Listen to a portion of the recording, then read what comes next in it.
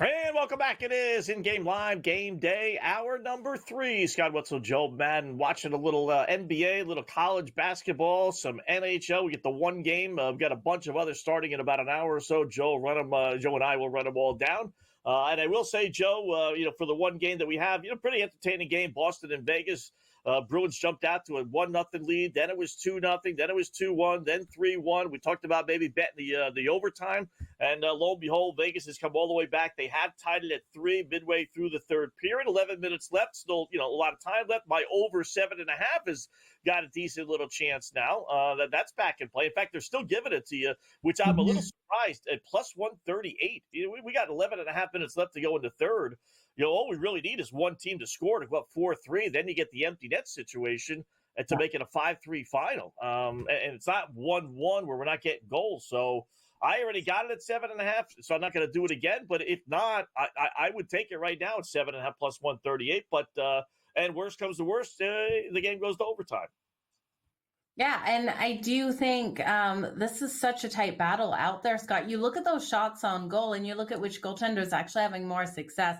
Vegas has 32 shots on Swayman in this one. Samsonov has only faced 20. So I still think Boston is the right side. So if you didn't have Boston going into this game, Boston's coming in at plus 110. So while Vegas is doing a good job at limiting Boston's ability to get those shots, Boston still got 3 goals on 20 shots. So I do think Boston has every ability to get those high danger shots in this one. So I would jump on them there, and I would jump on the over 7.5 because it feels like a goal's coming right away. They're just got a face off right now in Vegas' zone. So let's see what happens, Scott. But I think the 7.5 is going to be gone quick. Yeah, I would think so. By the way, our boy Austin Reeves, 31 points. No way. How about that? We're still in the third quarter, albeit late third quarter. Relatively close game. Lakers without LeBron, without Luka, up 14 over Indiana, 92-78. And Austin Reeves, who averages 18.5 points a game, FanDuel gave the number, and I'm most sure all of Vegas gave the number, around 30.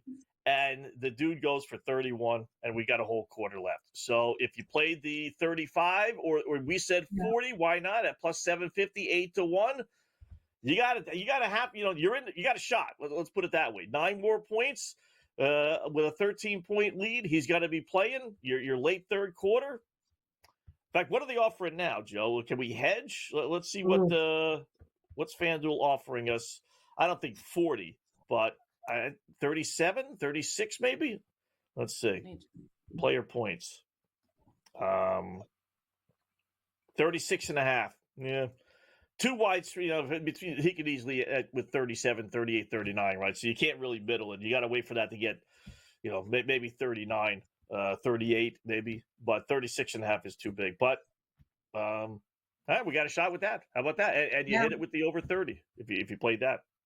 Yeah, interesting to see. He hasn't really capitalized on those threes either. Only 2 threes out there on the board, Scott. So we were talking about that. The 4+ threes is where you really had to look at those threes. And we said, let's take the points instead because we just weren't getting the value. So live right now, the 4+ threes, which was the number we were coming into it at like minus or plus 115, like right around that minus 115 to plus 115 mark. Now the 4+ threes is plus 430. I wouldn't jump on that. I don't think he gets there, but I'm glad we wrote the points instead of the threes for sure. Yeah. We're going to have to sweat this one out here, Joe. Houston 65, Colorado 56. 121, minute 17 left. The question is, will Colorado foul? Down 9 with a minute and change left. Do they think they're still in the game? If they play the foul game, then it's going to go over the 127.5. If they just let it roll out, then it'll go on. Ooh, we're down to 57 seconds. Maybe they're playing defense. Only time you don't want to see a team be able to hit from the free throw line. It drives me absolutely crazy. When we don't want to see it, they do. And when we want to see it, they just can't. So Houston's going to hit from there for sure, Scott. Every opportunity they get, they will sink that basket. But 57 seconds is what I'm seeing. Is that what you're seeing? 67 to 56? Yeah, they must hit 2 free throws, so they're up 11. This next possession by Colorado will dictate things. I think if they miss the next shot, because Houston just hit 2 free throws. If they miss the next shot, then I don't think they would foul down 11 with 45 seconds left. The game's over.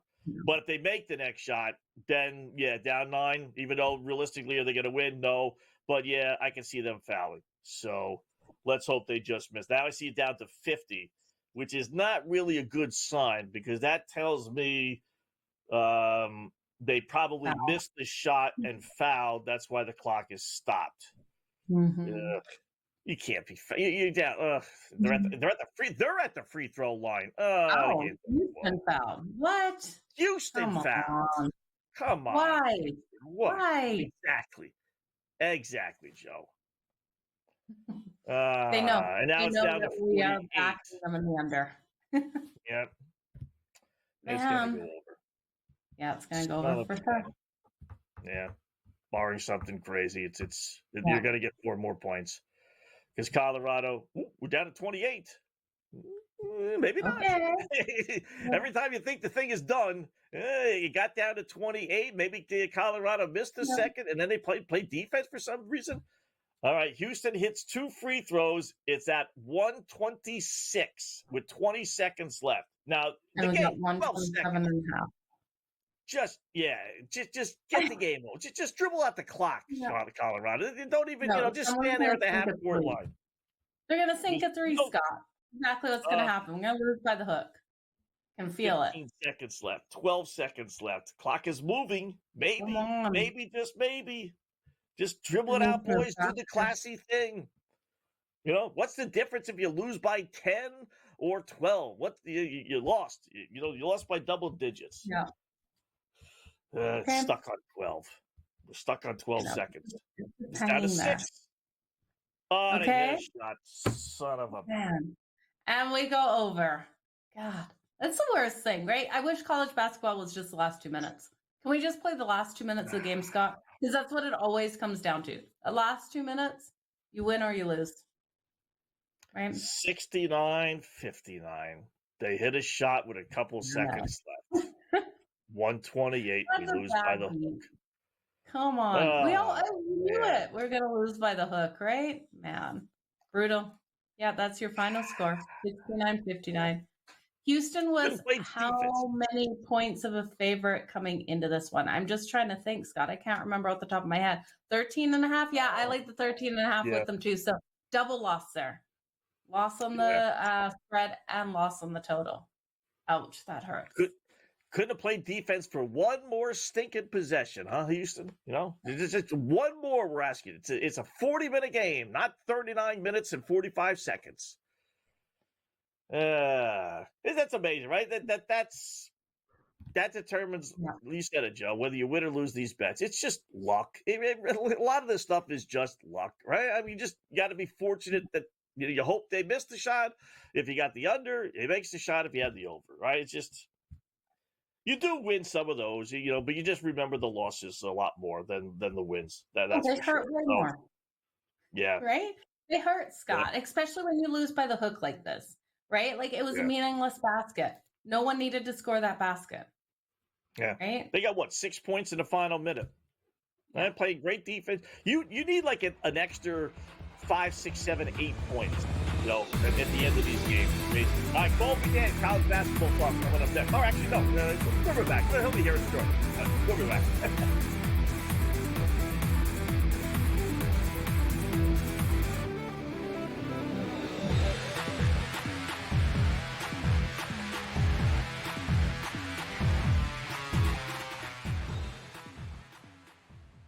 So my team didn't win this weekend, but I still did with this app that's taking over the game. Sports Millions Pick'em lets you make quick and easy predictions. Pick your favorite players, go higher or lower, and you can still win big even if your team loses. Plus, the multiplier is insane. With just a few picks, you can win big money. So get on it. They've got a welcome bonus to help you start off your winning streak.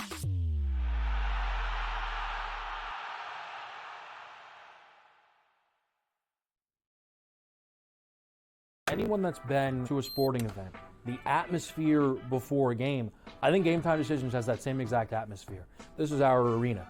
This is what we do. There is going to be an energy to game time decisions that you will feel night in and night out. The excitement you get when you lock your bets in, when you're figuring out what you want to do, we can zone in on the biggest games each night. I want this to be the place that people come to before the games start so they feel as ready as possible to lock in their cards. We are going to hit every single one of those markets that you need to know about. We're going to go through every single thing, and I've got a great team behind me that's going to help me get the job done. There is not going to be a better place, I promise you, than Game Time Decisions to get that new information, react to it, and be able to then bet accordingly. We will have everything at our disposal, and we will use that to our advantage.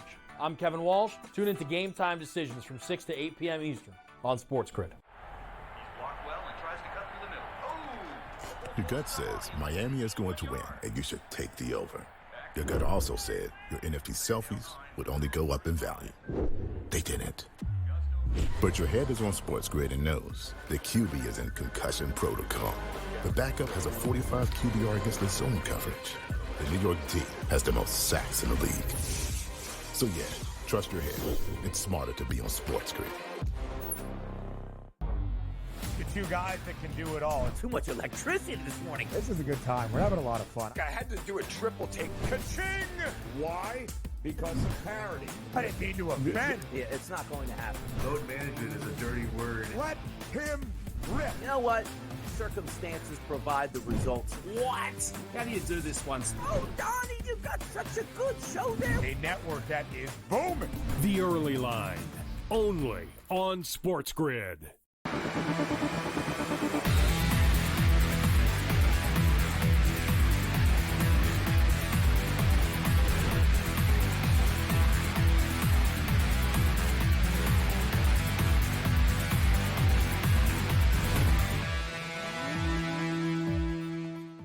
All right, welcome back in Game Live, Game Day here on the grid. Scott and Joe's, we check out some college basketballs. Number one, Auburn, barring a miracle, is going to go down to defeat at home. They trail by 12, 41 seconds left, 90-78. So the game went way over, and Florida is a 9.5 point underdog to start the game.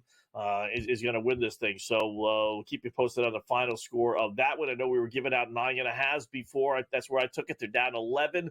90-79 with 36 seconds left. So maybe, just maybe, we can get the old backdoor cover late bucket to help us versus hurt us as it did with the Houston game. Yeah. So a couple of games here, Joe, that are just tipping off some really good ones, including Illinois and Minnesota. Part of my SGP. Minnesota leads 16-14, 5.5 minutes in. The over-under's up to 156.5. It was 145.5. I did love the over in this one, I must say. Illinois has really dominated this series, 7-0 straight up, 2-5 against the spread. Their last 7 against the Gophers, 15-5 last 20 overall against Minnesota. Minnesota 10-5 overrun, and mediocre 4-3 straight up and 5-2 against the spread last 7 games. So I like the Illinois, but more importantly, I like the over. It's getting into that juicy area, 157.5 versus the 145.5 it was, but I think we're going to hit 160 points. So I would still even go over right now. Yeah, I think this one can go over that total as well, Scott. That's where it jumped in, the over 145.5 pregame, but I do like your look there on the live number to the over. I think Dawson Garcia is going to come out nice and strong here for Minnesota. The whole offense has to revolve around him being able to get those shots on the board. And we look at Illinois here. Well, they haven't been great out there on the road covering that spread. I think this game kind of turns that around. They're 2-7 away from home this year against the spread, but I'm looking for them to be able to cover the spread of 6.5 originally going into this. Right now live at 7.5. So we might have actually seen a little bit of line movement before this game kicked off because we are a 16-16 game to that spread. I like 6.5. If I like 6.5, 7.5 is that big of a jump. It won't take me off this team here, Scott, because I do think Illinois is the stronger team and should be able to get the win and the cover in this one. They've won 8 of their last 10 versus Minnesota, right? And by an average of like almost 20 points per game. So when they beat Minnesota, they beat them big. And I still expect them to at least be able to beat them by, 8-9 points in this game. All right. We got the Dookie Pukies, 20-2, going to Clemson. South Carolina taking on 18-5 Clemson. They're tipping off at the bottom of the hour here in about 10, 15 minutes or so. Duke 10-5 against the spread, their last 15. Nice little 13-7 under run. They've dominated this series, as you would think, because Duke's a basketball school, Clemson a football school. 13-5 last 18 at Clemson, so they certainly can win there. And an 8-2 last 10 overall. Clemson, as the record would indicate, right? 18-5, not bad. 6-1 their last 7. Just checking out the final here. 6-1 their last 7. They're 14-2 at home, their last 16. So they play well at home. 4-1 under last 5 between the two teams. Duke and Pukies are laying 6.5 on the road with an over-under of 134.5. I think, it wouldn't shock me to see Clemson win this game. I just think Duke's in for a monster letdown. Give them credit. They beat North Carolina. They followed that up with a road win against, I forget who it was. And I give them credit for doing that, but I think this is the spot for them. I think Clemson gives them a good game, and I do like the under in the game. Okay, I'm going to grab Clemson plus the points with you. I do think Chase Hunter, their point guard, is underrated out there, and he should be able to come out strong in this one. They're going to have an answer here for Cooper Flagg, and I do think they try to contain him in this game. If they're successfully able to contain him, this one does stay under that total. But I do also look at Clemson, and I look at their strength of this team. It's their offense. I think if they're going to hang tight, they're going to have to go basket for basket here. So I'm kind of staying off this total, Scott, because I'm a little leery of this number. We've seen quite a bit of movement. It was at 132.5, 133.5, 134.5. So a little bit of movement in that line, and I just want to stay off of it. I like Clemson plus the points. You're braver than me. I won't take a money line, but I tell you that money line price is awful juicy right now. So I don't blame you. Yeah, I'm hoping Clemson, big crowd Saturday night, gets off to a good start. And then, so I got them plus 2 and change, and then maybe get it down to pick 'em or so. We'll see. So a couple good things here, Joe. Florida beats Auburn, right? 90-81. Dude makes a free throw. In fact, he makes 3 free throws. They fouled him with 40 seconds left. They don't foul, which I'm a little surprised with, down 9. Normally these coaches will foul until it's absolutely – and there was 40 seconds left. They didn't foul. Florida misses a shot, and Auburn gets the rebound, and that's that. So we covered that 9.5. How about that? Pretty good. And good news number 2, Austin Reeves up to 37 points with 9 minutes left to go. He's going to get 40. He's going to get 40. That was 800. I hope people bet it. I hope so. When I saw it, it was 7.5 to 1. I got to admit, I didn't bet it. I didn't. I'll give you credit. You pointed him out before the game. You thought that he was up for a big game, and I'm like, I don't know, man. His average is 18. You're going to play him at 30. He had that basically at halftime, for goodness sakes. And then you looked at the 40. It was 8 to 1. When I looked a couple seconds later, it was plus 750, and it's a close game. 13 points. He's not going to be yanked. He's got 37. I mean, there really is no reason with 8 minutes left why he would not get 3 more, right?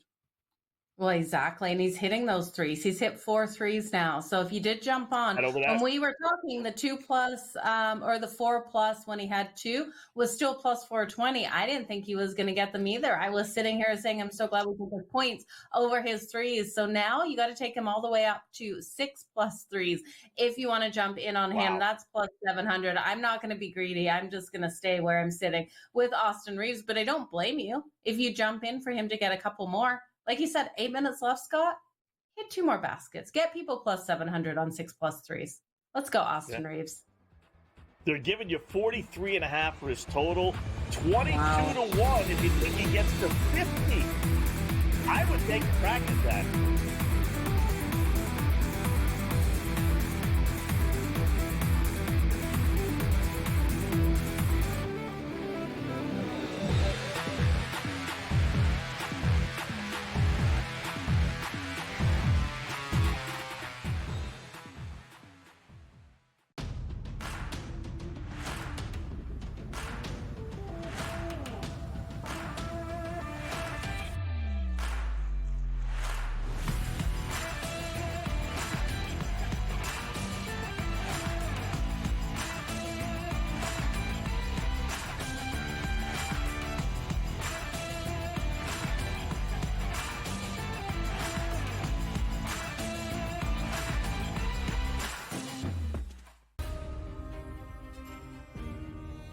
best dressed guy, let me tell you, next to me in terms of Radio Row.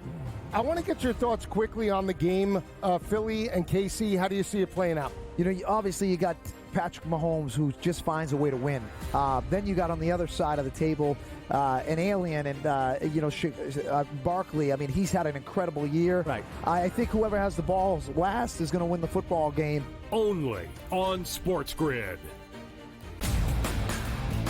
I have no idea how to categorize what Mavericks GM Nico Harrison pulled off, Joe. All I know is that he shipped off Luka Doncic without telling Luka about it. If you thought conditioning was a problem for Luka, wait until you get a load of Anthony Davis tripping over air and then missing 40 games because he's like Glass Joe. The Early Line. Only on SportsGrid.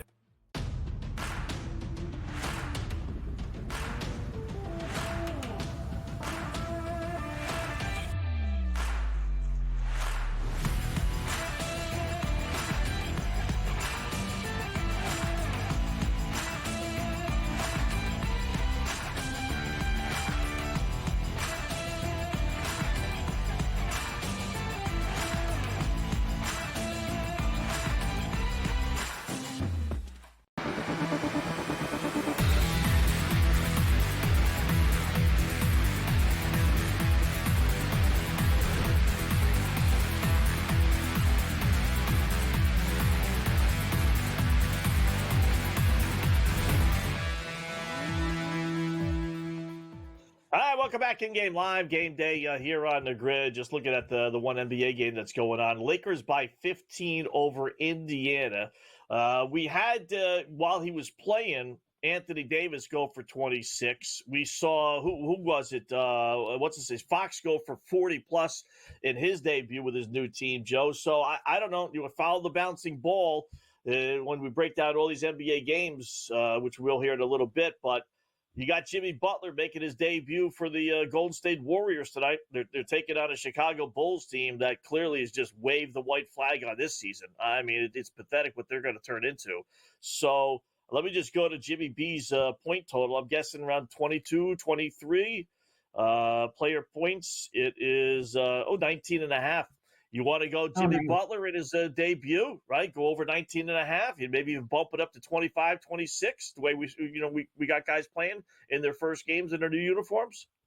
Absolutely. I think Jimmy Butler goes off there for the Golden State Warriors, and I would fire it up. I wouldn't just look at the 19 and a half. I would do a ladder over the 19 and a half, and then let's go 25 plus and a sprinkle on 30 plus, Scott. What are we getting on that? As Vegas has scored another goal. So it is a 4-3 game.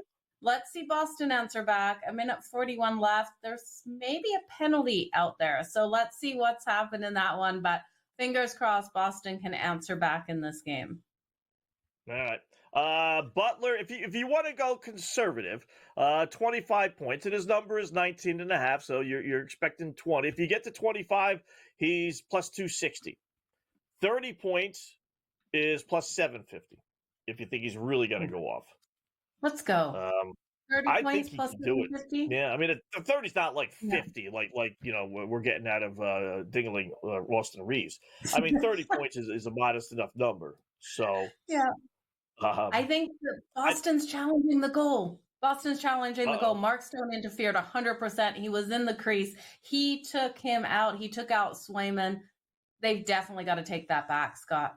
But that doesn't help us with the 7.5. It helps us with overtime, not the 7.5 though.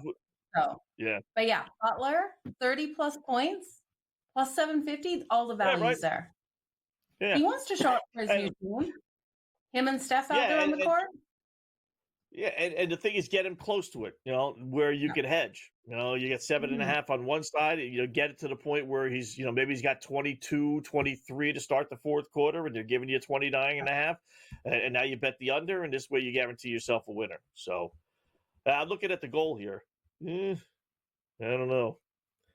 And I'm a Bruins fan holding an overtime ticket. I don't know if there's really a challenge. Too good, right? It was plus 310. We got it at plus 230. Take it back. Right in. Mark Stone's right in his face. It's got to go. I know, but is he hitting him? Did he Give a little shoulder to the. He did. 100% he did.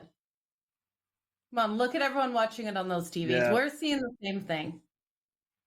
Take the goal. It's old. Come on, Scott. Fingers crossed. Old school, they would let it count. Nowadays, maybe not. He gave a little love tap to the head. Did it really knock him off balance? I don't know. Well, we'll see. I'm behind you. I know that. No goal. Scott, they gave us a no goal. Really? No goal. Yeah, we're back to 3-3 game, minute 41 left. Let's go overtime. Wow. Let's do that. How about that? How about that? We got a shot. Oh, nice. Very nice. That was pretty weak. I'd be upset if I was a Vegas fan. I mean, he was in the crease, but and he did hit him, but it wasn't really like egregious, like it knocked, he knocked him over or anything along those lines. So, but he shouldn't have been in the crease. He went in the crease by himself. So, yeah. All right. He's not allowed to do that. Survive another minute 41, and we got our overtime 3-1 bet. I think I got it at plus 290. So, but that's okay. I'll take it. I got that. You got it plus 299. Yeah. Yeah. I got it plus 230 live. So good for you. Okay. Yeah. Let's see. What else do we got here? Speaking of in-game live, Virginia leads Georgia Tech 41-36. No big deal there. Mississippi State, Georgia. That was another one I wanted to bring up. So Battle of the Bulldogs here. Mississippi State leads at 21-17. 9 minutes left to go. Didn't like Georgia in the game. They're getting 2.5. I think it was 1.5 before, so it's very similar numbers. 144.5 is your in-game live total. On that one, some of the numbers for this one: Mississippi State on an 0-7 against the spread run. They are 6-1. Yeah, I know. I was waiting for you to see that. I wasn't going to say anything. I wasn't going to interrupt you. Got punch. Vegas scored. Vegas You're on a power play. Well, let's get rid of hockey. College basketball, pull up. That's Kobe Dam.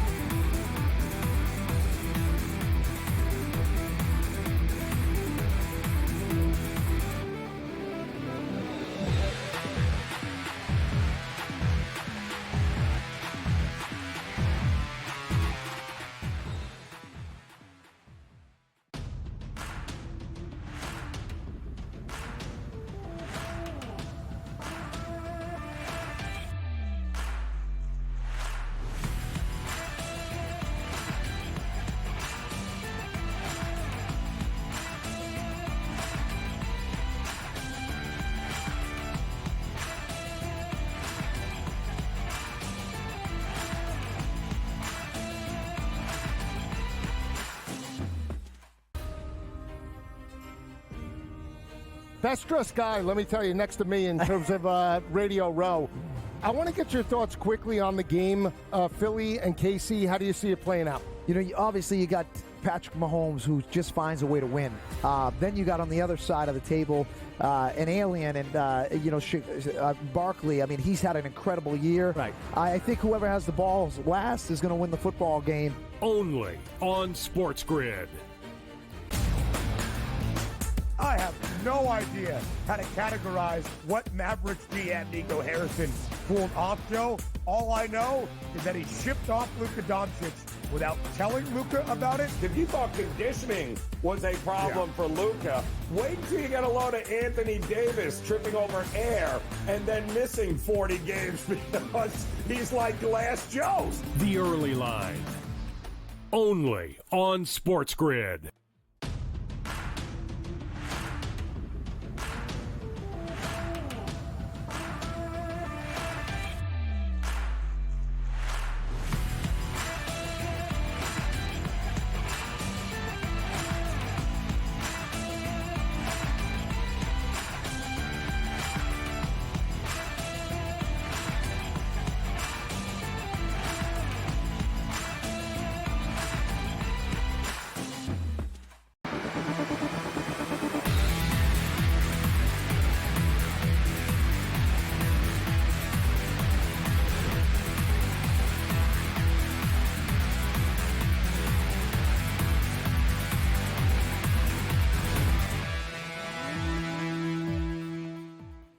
I tell you, hockey players are so dumb that they really, there's like no, I'll get to that in a second. It's just there's no ingenuity, there's no thinking, there's so mechanical. It's like machines out there.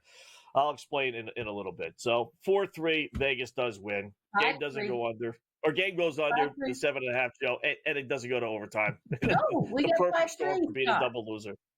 We got the What's extra. that? We got the extra goal at the end. It's 5-3. Oh, they added it got on? the over 7.5. So if you got it plus 138, you're laughing right now. Just didn't get the overtime bet.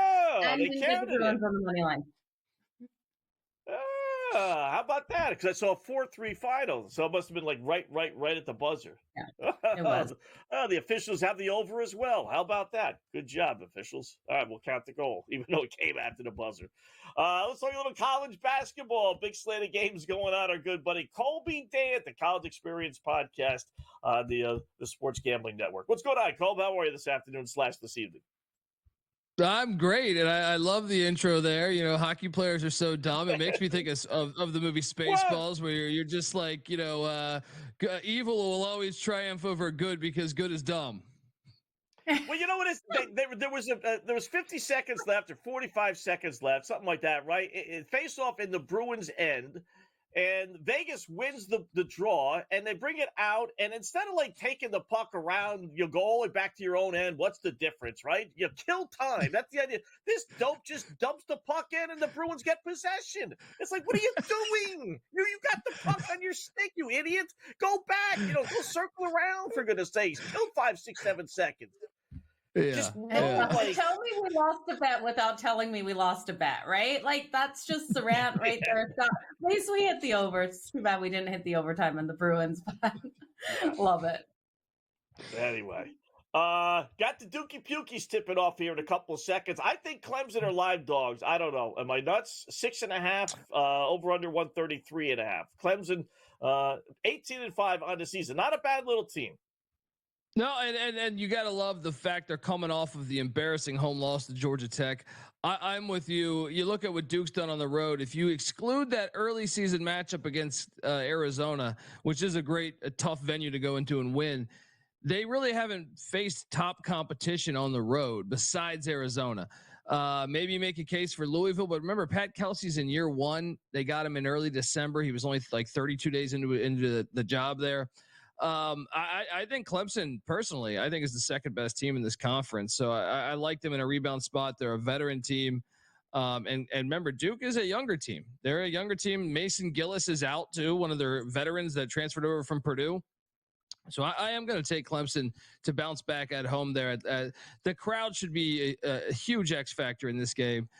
They're 11-2 at home, and I know Duke's 7-0 on the road, but they haven't really been in a lot of hostile environments outside of say Tucson there. So give me the points. I think it's worth a shot at the money line.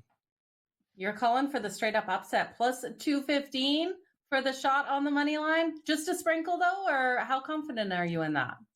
Yeah, I what I normally do, especially when you get up to 6.5 points, I think, or whatever it's currently at, is I normally will back it up with the points. But I do think you sprinkle the money line just because I normally would throw like $50 on the money line just because I think they're capable of doing it, especially without one of their veterans. Duke's a very talented team, probably the most talented Duke team in 3 or 4 years.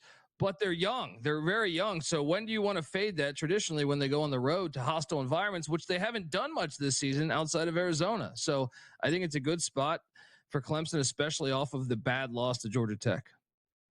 Yeah, good bounce back spot. All right, how about Illinois and Minnesota? Love the over in this game. They're underway. Good start for points. What do you think about this game? Yeah, I went with Minnesota. I didn't actually like place a wager on this one, but I thought Minnesota's been kind of chippy of late. Now I see Illinois is up 7 currently, but Minnesota, like over the past couple weeks, especially at home there at the Barn, has been pretty darn good. They took down the Oregon Ducks. They took down a few other teams. They stormed the court, I think, back-to-back games there against ranked opponents. So Dawson Garcia is a great player for them. I think he was the X factor for me. And Illinois is a team that maybe they get through this, maybe they don't. But as the season goes along under Underwood, I feel like they always tend to get worse as we get closer to March. Looking at the other game underway right now, Mississippi State taking on Georgia. Georgia was the favorite in this one at home. They're down with 5 minutes and change left in this first half. You can get them plus 124 on the money line or plus 2.5 with those points. Total 149.5. Did you think Georgia was going to be able to get this win at home? And if not, would you be looking to back Mississippi State here laying the 2.5, Kobe? I would, and really Mississippi State's been just a kind of a crazy team this year. They're the best offensive team that Chris Jans has had in his career, in my opinion. That goes back to his New Mexico State days. But I think the way that they play defense and the way they can create their own shot is all the difference here. Georgia's been up and down as well. They've been a good surprise story. I think Mike White's got that program heading in the right direction, but there's something about the way Mississippi State and Chris Jans teams, much like Chris Beard in the state of Mississippi as well, their defense first, and they can make you feel awkward and uncomfortable the entire game. So I took Mississippi State here just with they're an experienced team. They have multiple guys that can create their own shot, and then the way they play defense to make you feel uncomfortable. So I went with Mississippi State, and I still think right now if you're looking to get on that, Mississippi State's the play. All right. How about some games later on tonight? I love looking for spots, Colby, and I do like the Loyola Marymount versus San Francisco spot. San Fran coming off a monster win, court-storming win against St. Mary's. They're on the road now. Gets a halfway decent Loyola Marymount team that's trying to make its own little mark. They're getting 3.5 at home. Any thoughts on that game? Yeah, no, me and you, I've circled this one last night. Already, went in on this. LMU is a strange team. They're capable that you've seen over the years, the past couple of years. They've capable to beat some really good teams. They're also capable to lose to some bad teams. But this is all about the spot. San Francisco hadn't beaten St. Mary's, which is their arch rival, in a few years. They finally beat them by 1 the other night. They stormed the court, and now you got to go down and take on a LMU team that is always talented. They're always, like, to me, they never really live up to how good they can be. But in this spot, I love them. You look at their guard play with Will Johnson, the way he can shoot the three. I think it's just a really tough road spot there, coming off of that big time win there. And I like LMU to get it done. Another one I like to play just outright. Okay, like where you're going there. What about the 8:30 Eastern matchup between Alabama and Arkansas here? We've got Bama laying 5.5 out there on the road. This is a high total, 165.5. The juice to the under that at actually minus 115. What are you thinking, if anything, in this matchup? Yeah, I haven't placed anything yet, but I think I'm going to end up jumping in on Arkansas here, and mainly because I think sometimes you got too many cooks in the kitchen, and ever since that Boogie Flan injury there for them, they've been looking really good. They went to Kentucky and won as a big time dog. Then they followed it up by going into Austin and beating Texas as an outright dog. They're playing better without him. Less is more in a way. And at home behind that crowd, and they are the team in the desperate spot. Right now, they're not in the NCAA tournament. So they need to win big games. And you only have a few more left in Fayetteville for a rather young team. So you don't really have confidence on them winning in the road, even though they just won 2. So I took the points. I'm going to take the points, I should say, with Alabama. And I think they get it done. Mm-hmm. Got to take a break here. You got the time to hold on and do another segment with us? Sure. All right, cool. Because I want to ask him about the biggie, the real biggie, and the Southwest, the one everyone's been waiting for. UTEP Miners versus the New Mexico State Aggies. I know it's a goof, but it's a big rivalry separated by the 20-minute drive. I went to UTEP for a year, and kind of hard to suggest going against a team that beat one team by 28. But let's see if Colby's on which side of that we come back in Game Live Game.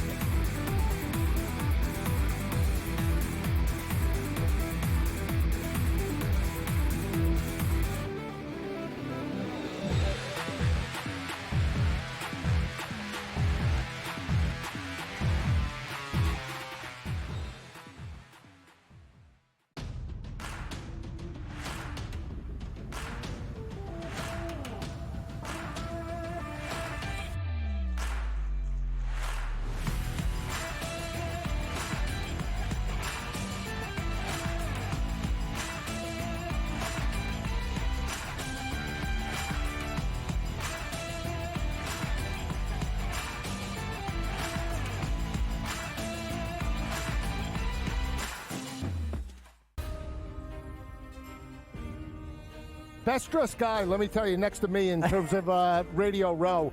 I want to get your thoughts quickly on the game, Philly and KC. How do you see it playing out? You know, obviously you got Patrick Mahomes, who just finds a way to win. Then you got on the other side of the table an alien and, Barkley. I mean, he's had an incredible year. Right. I think whoever has the balls last is going to win the football game. Only on SportsGrid. I have no idea how to categorize what Mavericks GM Nico Harrison pulled off, Joe. All I know is that he shipped off Luka Doncic without telling Luka about it. If you thought conditioning was a problem for Luka, wait until you get a load of Anthony Davis tripping over air and then missing 40 games because he's like Glass Joe. The early line. Only on SportsGrid.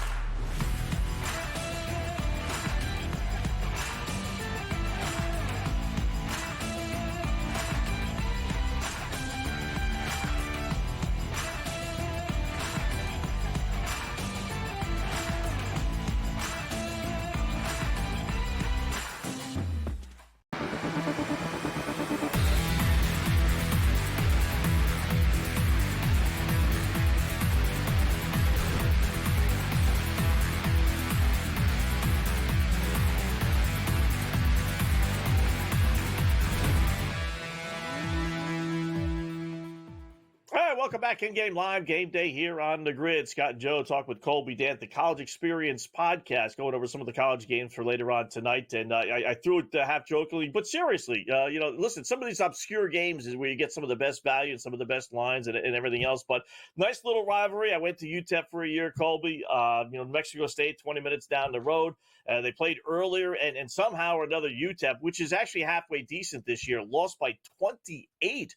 To really a mediocre to bad New Mexico State team. They're back in Las Cruces today, and New Mexico State, I think, is laying or getting a 1.5. It's basically pick 'em. Any thoughts on this game? Yeah, I've had this one circled. First off, if you love college sports, football or basketball, this rivalry, the Battle of the I-10, is legit. Yes. There's a lot of animosity between both schools. I'm on UTEP though. They got beat down at their own stadium. They were the veteran team. New Mexico State's in the middle of the rebuild, and the second they lost that game, I circled this as revenge. You can get plus 105, I think, right now that I'm seeing. But really, UTEP's the much better team this year, and going on the road, that's a short trip. That's like a 30-40 minute drive, and the Joe Golding has UTEP, I think, as a contender to make the NCAA tournament in the CUSA. You look at what they can do defensively. They're a top 70 defense. It's a team rating, and the offense has come around. It's actually charts better than New Mexico State's offense. But traditionally, over the past couple of years, their offense has been so bad. They've come around a little bit. They're still not elite, but they're a pretty good offense this year. They take big strides. To me, I love their forwards. I got a couple forwards that I think could really cause problems for the matchup wise. New Mexico State. I'm all over the Miners here. Okay, so liking the Miners in that matchup, what else do you have circled on your slate tonight? Any other smaller schools that you're liking to come out nice and strong tonight, Colby? Yeah, I love the Big West. I think that conference out on the West Coast is actually really good this year. It's really underrated because, most of their games are on like ESPN Plus.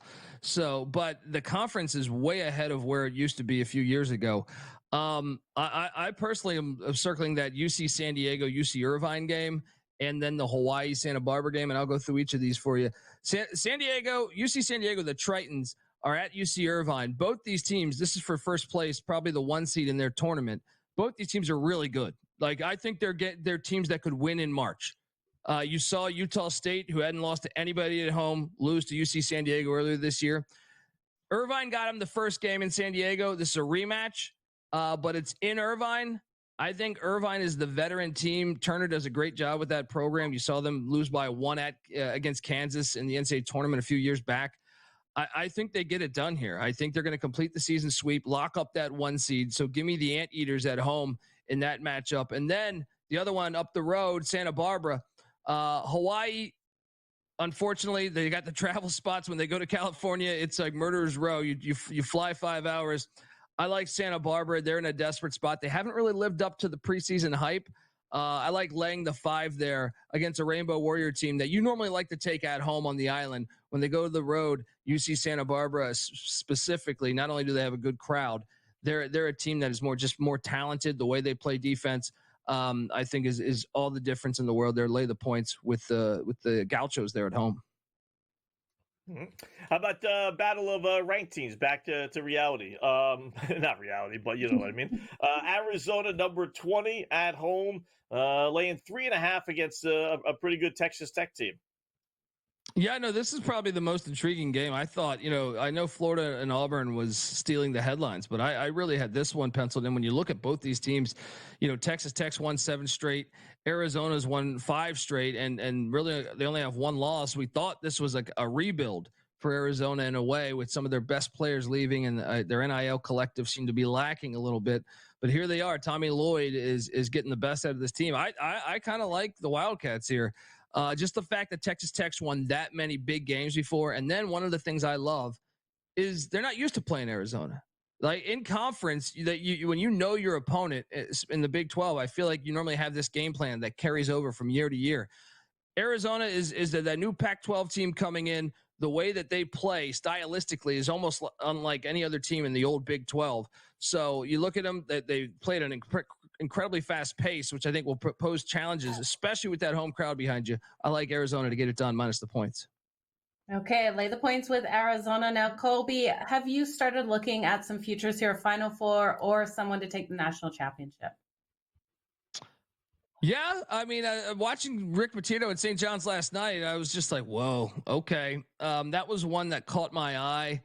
I didn't pull the trigger on it yet, mainly because I always, I feel like in February, I either like to have one in the preseason or I just wait out till I see a bracket, because when you see a bracket, certain teams, I think it was the East region last year that you just like, wow, okay, there's like all the good teams are in one bracket. So I don't like pulling the trigger really in February. I wait till I see that bracket, and then I'll take some action on it. All right. We can't let you go without a Super Bowl prediction for tomorrow.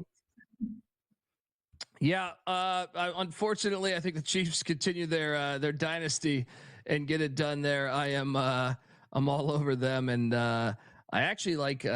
I'm taking a shot on Mahomes rushing touchdown for first score of the game. Okay, so if they repeat, Kelsey retires. Are you going with the retirement? I think so. I could see it. I could see, especially with that podcast money he just got. I've been in the podcasting world for a little bit, and we haven't had any offers like that. So, it's tempting. I'm waiting for that, Scott. What are we doing here? We gotta figure out who's their agent. Yeah, apparently they can't track us down somehow or another, because I'm sure the offer is out there. It's just like they can't find us. That's it. The big burning question: over under Taylor Swift time shown 6.5. Higher or lower 6.5? We're going to be so sick of Taylor Swift. Yeah, right. There's no way. It's that should have been at 25. I know. That was like a first quarter line, let alone for the entire game, especially if Kansas City wins. So, Cole, great job, man. Appreciate it. As always, check out his podcast, the College Experience podcast on the Sports Gambling Network, where all your favorite little podcast homes. So, Cole, great job, man. Enjoy the games, and we'll talk to you again down the line. Thanks for having me.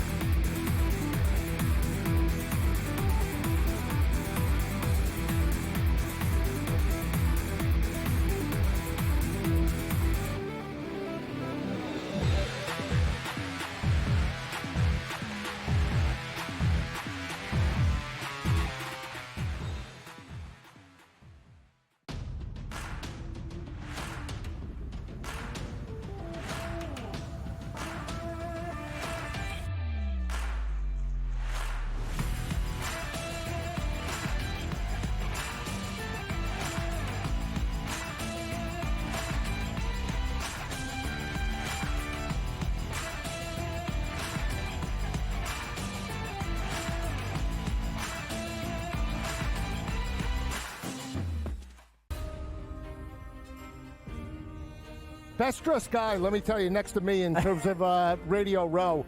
I want to get your thoughts quickly on the game, Philly and KC. How do you see it playing out? You know, obviously you got Patrick Mahomes, who just finds a way to win. Then you got on the other side of the table an alien and, Barkley. I mean, he's had an incredible year. Right. I think whoever has the balls last is going to win the football game. Only on SportsGrid. I have no idea how to categorize what Mavericks GM Nico Harrison pulled off, Joe. All I know is that he shipped off Luka Doncic without telling Luka about it. If you thought conditioning was a problem for Luka, wait until you get a load of Anthony Davis tripping over air and then missing 40 games because he's like Glass Joe's. The early line. Only on SportsGrid.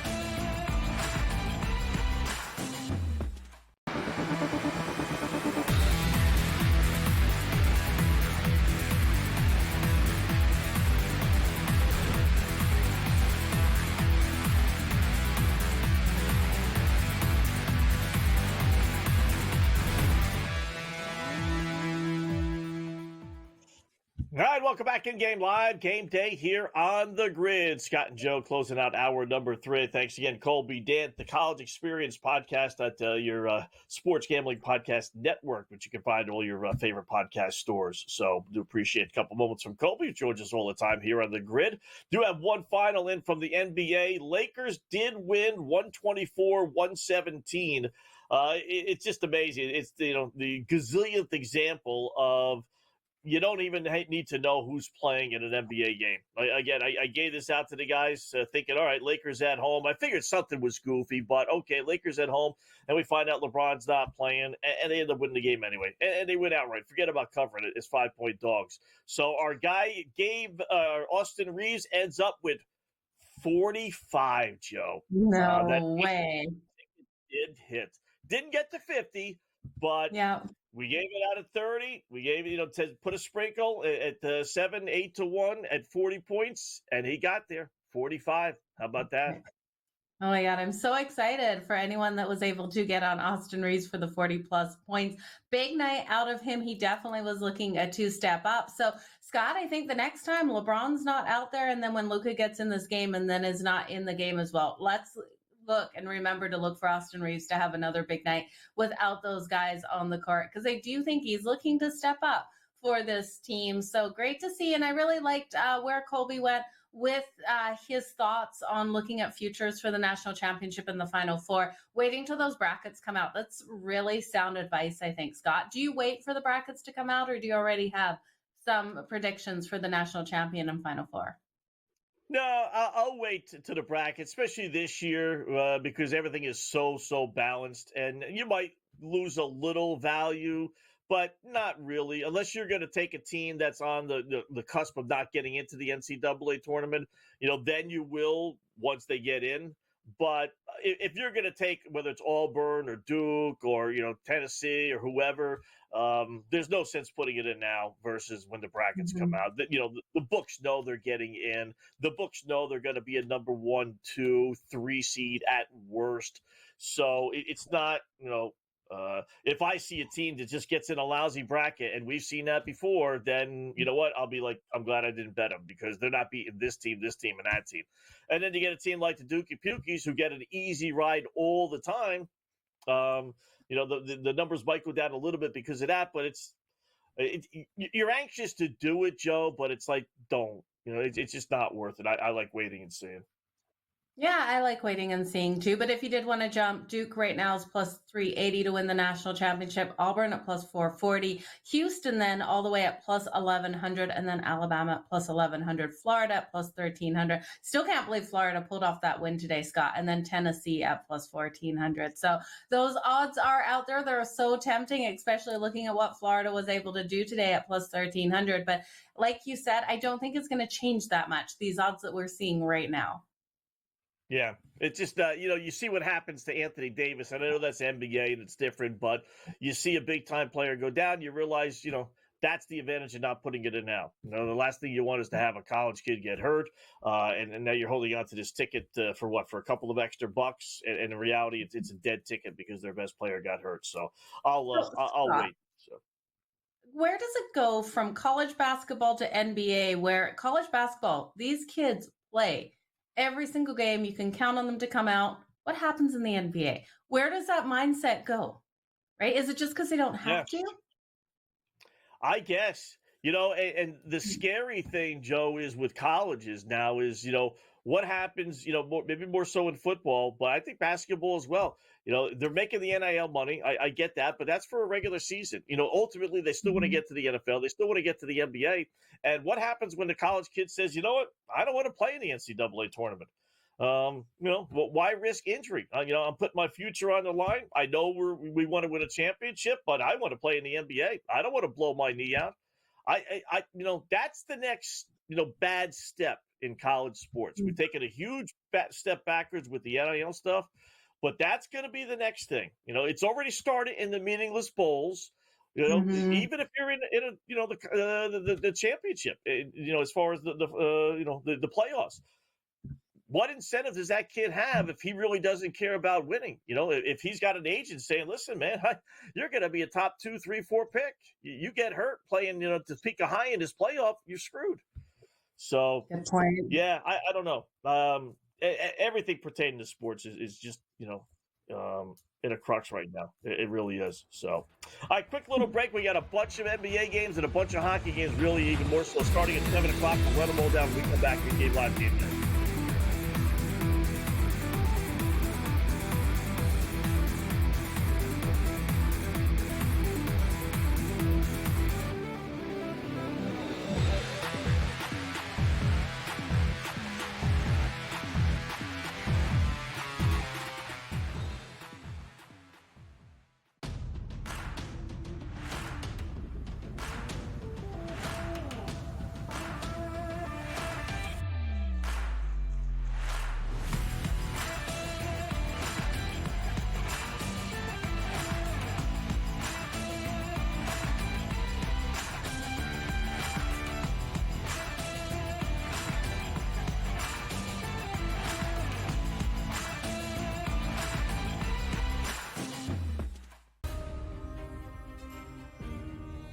Best dressed guy, let me tell you, next to me in terms of Radio Row.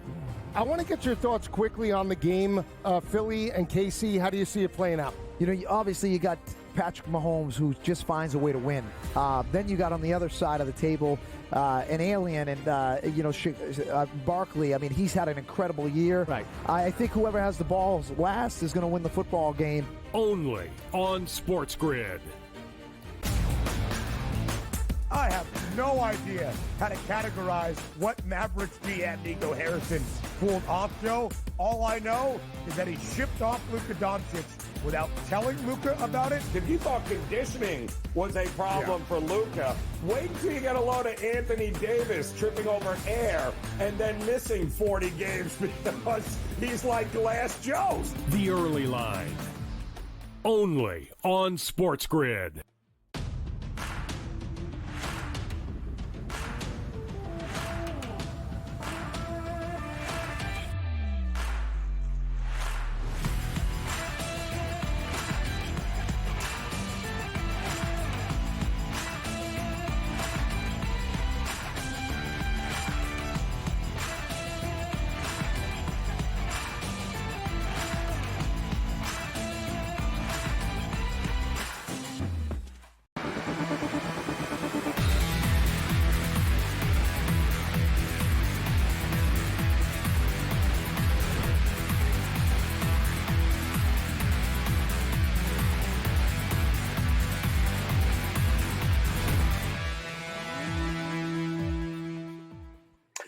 welcome in. It's in-game live game day here on the grid. Scott Wetzel, Joe Madden, hour number 4 of our 4-hour extravaganza. This is when things kind of pick up. We got a bunch of college basketball games.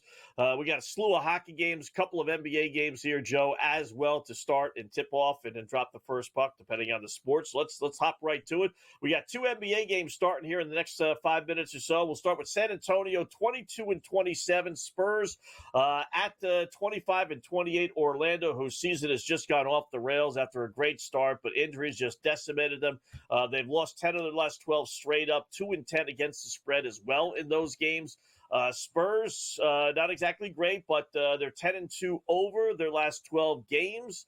You made the big trade, getting the Aaron Fox. He's done great in the game that he's played. So Orlando, surprisingly enough to me, only because, like I said, 2-10 their last 12, they're not playing great at all, but they are at home. So because of that, they're slight favorites in the game. Where are we? There we go, -3. Yeah, 3. Yeah. Sorry. Orlando laying 3 against San Antonio. Your thoughts? I'm looking at the total, 217.5. Scott, do you trust either of these offenses to put up a lot of points in this matchup? We know we've seen those struggles out there. The Spurs have been strong versus Orlando, but I just look at it. I think this one falls under that 217.5. So I'll take the under, but not really in love with this game. Are you? No, not really. I want to see these teams that made these trades have a few games, see how Fox fits in. I know he went off a big game, but you're going to have your ups and downs. Let's see them settle in a little bit. If I had to, I'd probably take the Spurs just because the Magic are playing so poorly. But, yeah, I'm not in love with this one either. Definitely not. I like more so the second game. Atlanta's laying 7 against Washington just because it's Washington, and they're just so bad. Over under 238.5. Wizards are 2-1. Their last 3, but 7-40. Their last 47 games. So this little 2-1 is just clearly to be a blip on the radar screen. Hawks aren't playing great. Only 2-9 their last 11. Man, it's been a struggle for them. But anytime I could lay less than 10 against Washington, even on the road, I am all over that. Give me the Hawks. It was 6.5. It bumped up to 7. I'll still lay the 7, Joe. Yeah, I think it's a really solid way to go, laying the points here with the Atlanta Hawks. This team over the last 3 has been averaging right around 128 points per game over those last 3. And I do think there's an opportunity for them to come out and have a really strong game. Now, looking at some players and some player points in this one, Scott, I just wanted to see who we're getting. Yeah, Trae Young at 25 plus. Trae Young, you got to take up to 30 plus. I think he can do it on the Wizards, though. 30 plus points for Trae Young coming in at plus 140. I'm not sure I would really want to take him much higher than 30 plus points. You can get him at 35 plus points. I don't think he stays in the game that long if it is a blowout, and I could see this one resulting in that blowout, but that 35 plus is plus 370. I'll take Trae Young for 30 plus points. I'll take the Hawks laying those points. And actually, what is their team total here, Scott? Let me just look at the team total. For the Atlanta Hawks, they are the away team, 122.5. Sign me up. This team can go over that number. It's minus 115 to the over. All right. That's not bad. I tell you, the next game is one that I would normally just, probably write off, but it's 23-29 Portland at 29-23, just the opposite, Minnesota. The Jailblazers, how about this? They have covered 11 straight. And when I mean cover, I mean really win. They're 10-1 their last 11 games. That includes a 3-game road sweep at Miami, at Orlando, at Charlotte. All the others have been at home, admittedly enough, but still, they have won 3 straight. They won a back-to-back against Phoenix, which is very difficult to do, especially against a good team. They beat Milwaukee in this little run. They beat Indiana, Sacramento. So they beat some halfway decent teams. I mean, I don't know what's gotten into this goofy team, but this was one of the worst teams. I mean, this team was 13-28, left for dead, and all of a sudden they're playing great ball. Minnesota's one of the worst teams at home against the spread, 5-16. The line is so. Maybe that explains the line for those that don't follow all this stuff, because I'm sure you looked up and said Minnesota's only 4 at home against Portland. What, are you kidding me? Yeah. That's why. I know Saturday nights, Joe, are where streaks go to die. Following his stuff, being a sports fan for 40-plus years, man, there are more streaks that end on a Saturday night than any other night, but how can't you bet on a team that's covered 11 in a row? Yeah, I completely agree with you. I would grab them plus points, but I'm also looking at Jaden McDaniels here. I think he can play strong for Minnesota in that rebound role. So looking at his rebound number tonight, I believe it's 6.5. Let me double check. Yeah, over 6.5 rebounds for Jaden McDaniels for the Minnesota Timberwolves is coming in at plus money at plus 104. Looking at him at home, he's been getting those rebounds on the board. He's been able to record 8 or more in 5 of his last 6 home games. So I'm looking for him to come out here strong at home, get those rebounds. 7 rebounds isn't out of question for him. He's been able to do this. So I think that's a strong suit, but otherwise I'm with you. Just take those points, Scott. All right. How about Golden State laying 6 starting in an hour at Chicago? 239.5 is the over-under. I'll stay away from that one. We talked about Jimmy Butler, right? All these guys that have been traded, the big names, they've all done really well their first game. This is his first game in a Warriors uniform. His number's only 19.5. I'd bump it up, as we talked earlier, 25, even 30 points. But really, to me, ultimately, this is a team, Golden State, that clearly is not giving up. They make the big trade. They want to win now. Versus a team, Chicago, that's completely given up, right? Zach LaVine, they traded away. They got nothing back. They want draft choices. The GM basically said it. We're just building for the future. We don't want to be mediocre. So, I mean, there's just no reason for this Bulls team, even at home, to show up. I like Golden State, and I like the Jimmy Butler props. Oh, I absolutely love it as well, Scott. I think it's the only way you can go with this game. I don't trust the Bulls. And when we look at the Bulls, the underdogs won the last 6 in Chicago, but I can't bet on this team right now. And some of those games, they were the underdog there. Some of those, the team coming in were. But I'm looking at kind of parlaying Steph Curry and Jimmy Butler. I think these two will have an instant connection. I think they're going to be excited to be on the court together. We know Draymond Green out there as well. Maybe actually we add him. Player points tonight. I think the Golden State Warriors just destroy Chicago. So I'm going to take Steph Curry over his number 26.5, Jimmy Butler over the 19.5, and Draymond Green over the 9.5. That's coming in at 6-1 with change to your money. So plus 625, parlaying all 3 of those guys for over on their points. I just really do think this is a big night for them. If you want to add someone from the Chicago Bulls to get in the mix to really bump that up, if you add Josh Giddey over 13.5, I think he will try to keep pace out there. I like the performances we see out of Josh Giddey. That's taking it from plus 625 up to plus 1149 for Josh Giddey to go over the 13.5, added with Steph over the 26, Jimmy Butler over the 19.5, and Draymond Green over the 9.5. But Scott, I think you're right. It's Jimmy Butler tonight. You take him over 19.5 and take him over 25.5. Take him over 30. So I think he's in for that night. Yep. Speaking of a big night, Joe, it doesn't get much better than this in New York. This might be the most important, not important, but most hyped, excited, whatever you want to call it, regular season game for the Knicks in a long, long time. They're at home against the Boston Celtics, getting 4.5. Give me the 4.5. Give me the money line. Plus 152 on the Knicks. At home, Scott, they've got to win this one versus the Boston Celtics, right? They've got to bring everything they got. 231, it's not high enough. Give me the over as well. Yeah, I love that. I love that. Here's a goofy stat. I wouldn't bet Boston because of this, but just note, Boston 20-1 their last 21 Saturday road games. 20-1. How goofy is that? Hockey puck, I would imagine.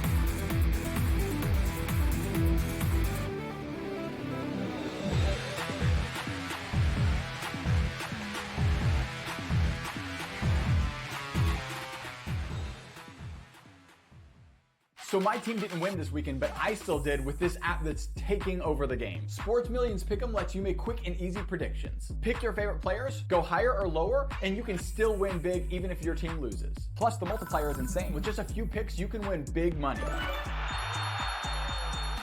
So get on it. They've got a welcome bonus to help you start off your winning streak.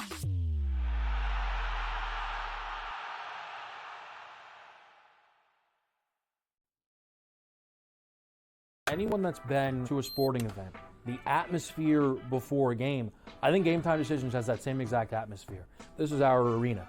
This is what we do. There is going to be an energy to game time decision that you will feel night in and night out. The excitement you get when you lock your bets in, when you're figuring out what you want to do, we can zone in on the biggest games each night. I want this to be the place that people come to before the games start so they feel as ready as possible to lock in their cards. We are going to hit every single one of those markets that you need to know about. We're going to go through every single thing, and I've got a great team behind me that's going to help me get the job done. Be a better place, I promise you, than Game Time Decisions to get that new information, react to it, and be able to then bet accordingly. We will have everything at our disposal, and we will use that to our advantage. I'm Kevin Walsh. Tune into Game Time Decisions from 6 to 8 p.m. Eastern on SportsGrid. Your gut says Miami is going to win, and you should take the over. Your gut also said your NFT selfies would only go up in value. They didn't. But your head is on SportsGrid and knows the QB is in concussion protocol. The backup has a 45 QBR against the zone coverage. The New York D has the most sacks in the league. So yeah, trust your head. It's smarter to be on SportsGrid. The two guys that can do it all. Too much electricity this morning. This is a good time. We're having a lot of fun. I had to do a triple take. Ka-ching! Why? Because of parity. I didn't mean to offend. Yeah, it's not going to happen. Load management is a dirty word. Let him rip. You know what? Circumstances provide the results. What? How do you do this one? Oh, Donnie, you got such a good show there. A network that is booming. The Early Line, only on SportsGrid.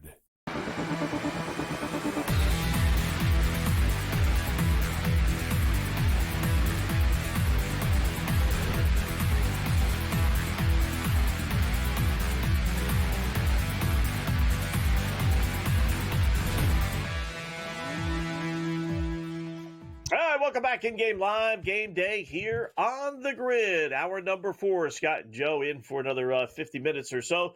Looked at the NBA. We got a bunch of hockey games starting as we speak. And in fact, we even got some goals in a couple of these games. So let's hop right to it here, Joe. We'll start with Ottawa and Florida. They dropped the first puck here in about 5 minutes. Kind of a weird 7:15 or so start time, but it is what it is. Florida, 9-2, last 11 versus Ottawa. So they've controlled this series a little bit. 5-2 their last 7. Ottawa on a nice 5-1 overrun. Before they drop the first puck, I will tell you Florida is minus 188 on the money line, over under 5.5.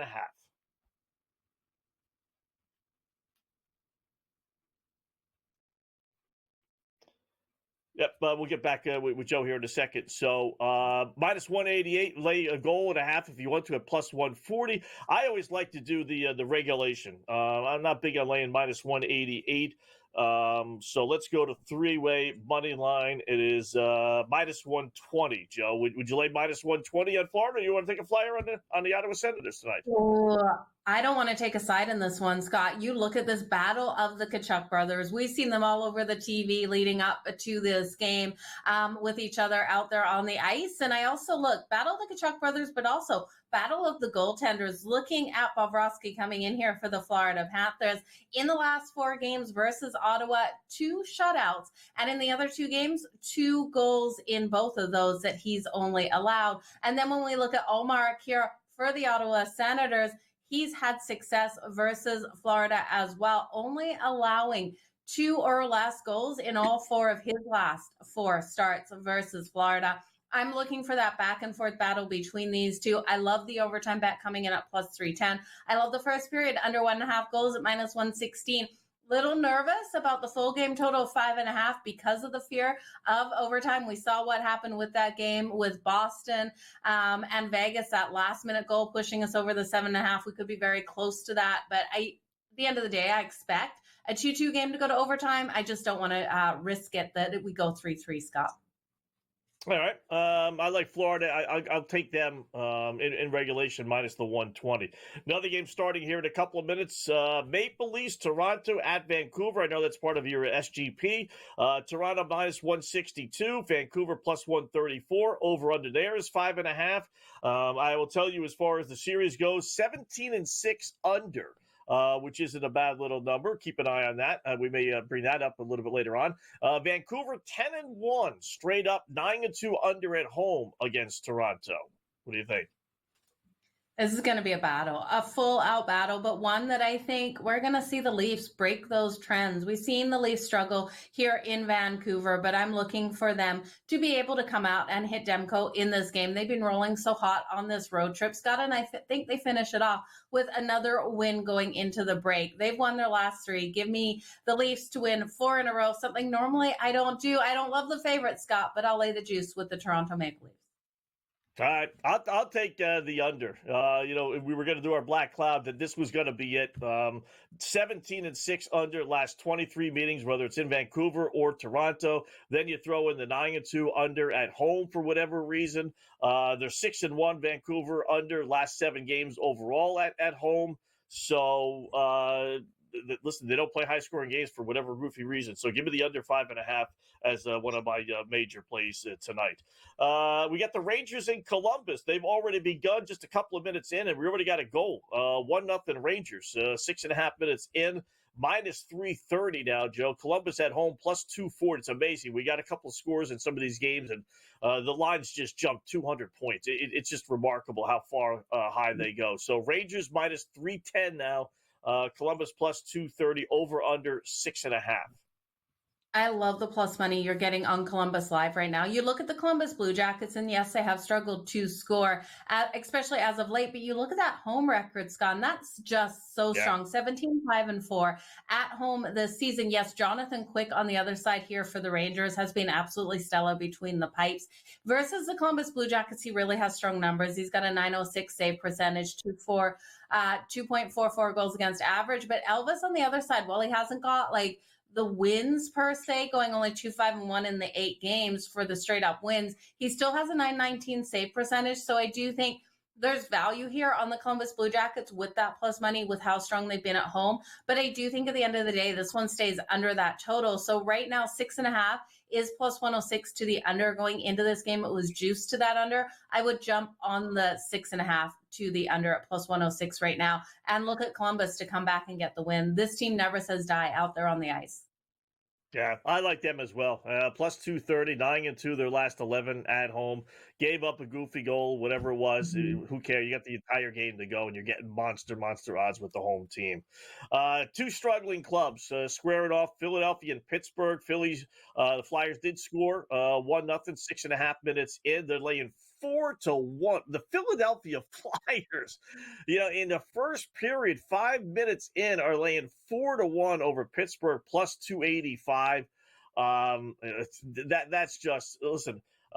Pittsburgh is 10-3, last 13 against the Flyers, so they've owned this series. They're only 15-35 in their last 50 road games, Joe. They can't win on the road. They just can't. But I will tell you, Philadelphia 1-7 their last 8 games. They've lost 5 in a row. I'll gladly take Pittsburgh plus 265 right now. Thank God. Thank God you said that, because that's exactly where I'm going. I believed in Pittsburgh coming into this one. They were able to get the win versus the Rangers last night, and we really saw that next man up mentality out of this team. We know Malkin out of this lineup with a lower body injury. Sid missed last night with an upper body, so we're going to have to check on if Sid is out there on the ice. But the Flyers rolling into this were minus 160 favorite. There was no way I could jump. I jumped on the Penguins at plus 132. We look at the Penguins without Malkin on the ice versus the Flyers, and they've actually gone 3-1 without him out there. So I think they can get the win without Malkin. I'm hoping Sid's out there, but even if he's not, he wasn't out there last night, Scott. So give me the Penguins to come all the way back. I'm reinvesting at plus 285. All right, I will too as well. How about the Blackhawks real quickly? Up 2-0 already at St. Louis, 7 minutes in. I love it. Keep going as Chicago in this one, but up 2-0. What are we getting for St. Louis? Plus 1.5, minus 160. No value yet. Yeah, and even the money line plus 162 for a club down 2-0 is not worth it. Cam Stewart joins us next. No doubt, talk a little hockey with him.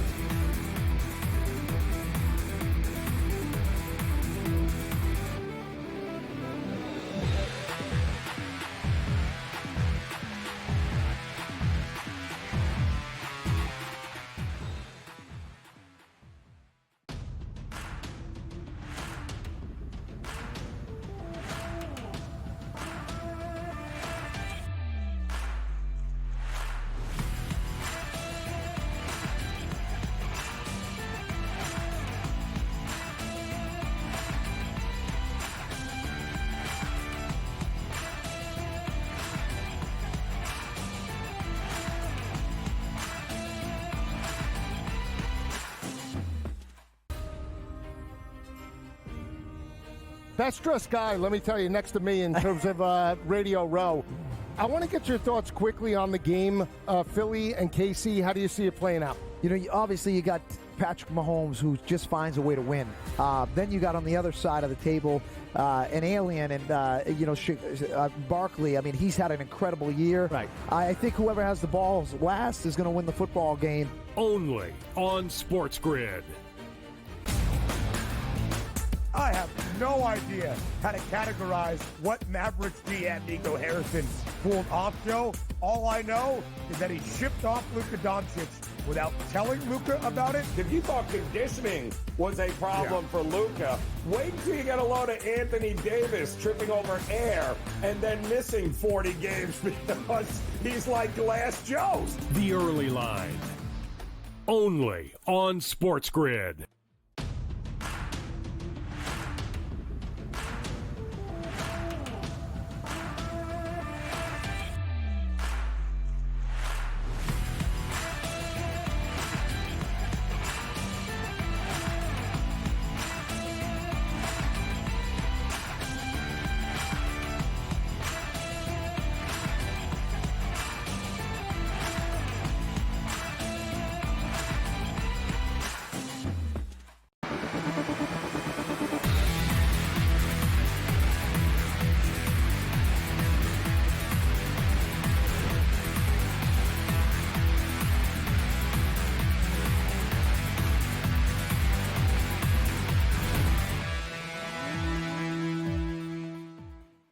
Welcome back in Game Live, Game Day here on the grid. Checking out all the action this afternoon / this evening, including a little NHL, a little college basketball, some NBA.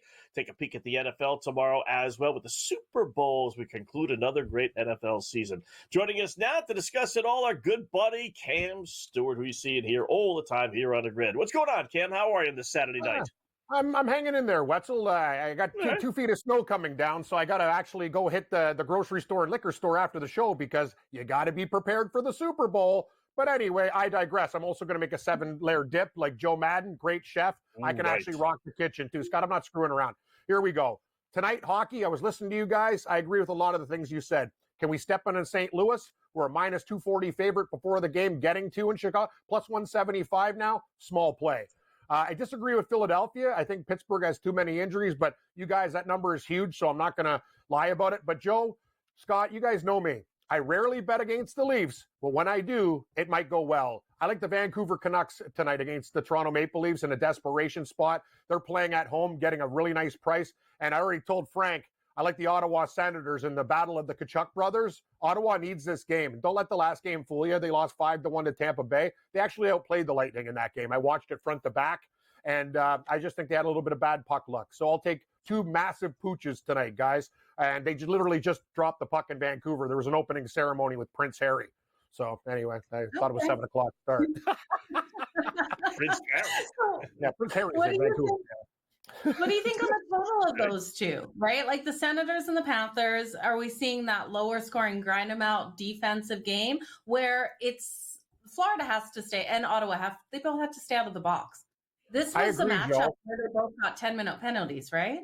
Like I like the under originally. Now on FanDuel, it's 5.5 minus 165 for the Toronto Vancouver game. I do like the original under in this game because I think Demko and Joseph Wall will play great tonight.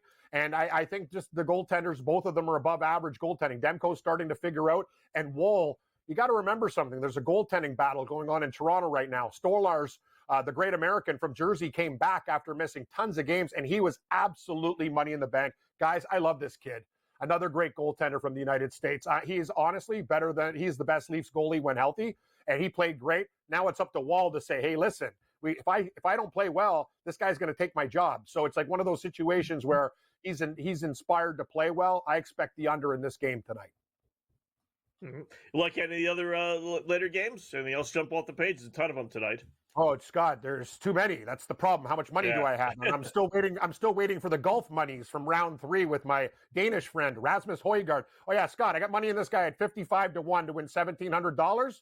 Guy puts 1 in the water, then he's hitting 3. Hits another one in the water, 5. He double bogeys, and he's only like 5 shots back. He pars the damn hole. Everybody else is birding it. He lost 3 strokes on the field, and he's still in contention. I almost went nuts. I digress. Yes, tonight, Minnesota against the Islanders. Lean to Minnesota. Don't like the price.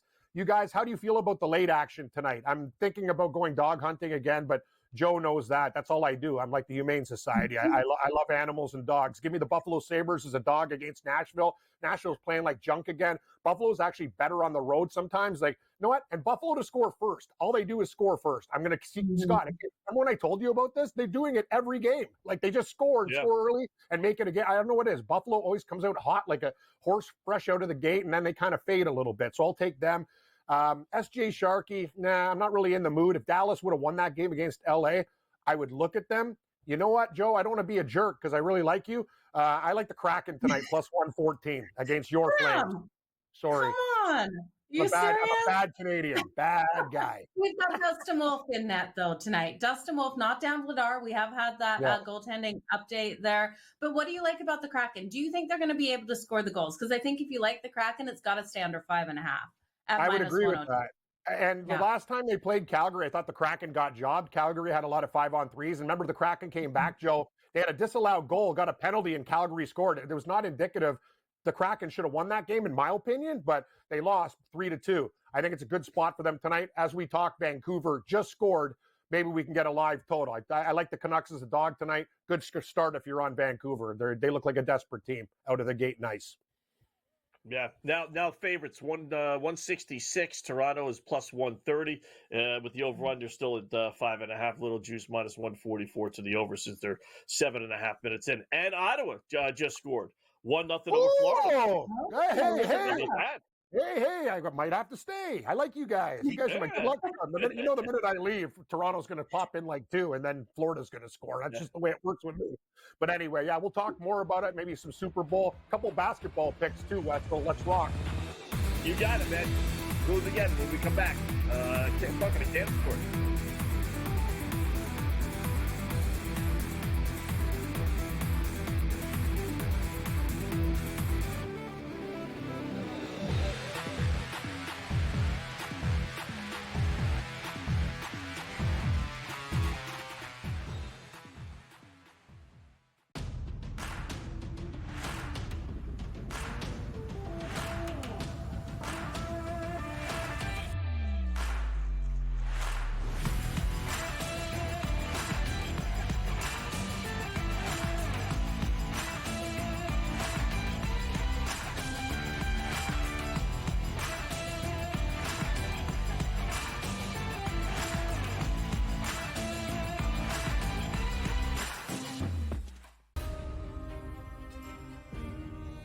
Best dressed guy, let me tell you, next to me in terms of Radio Row. I want to get your thoughts quickly on the game, Philly and KC. How do you see it playing out? You know, obviously you got Patrick Mahomes, who just finds a way to win. Then you got on the other side of the table an alien and, Barkley. I mean, he's had an incredible year. Right. I think whoever has the balls last is going to win the football game. Only on SportsGrid.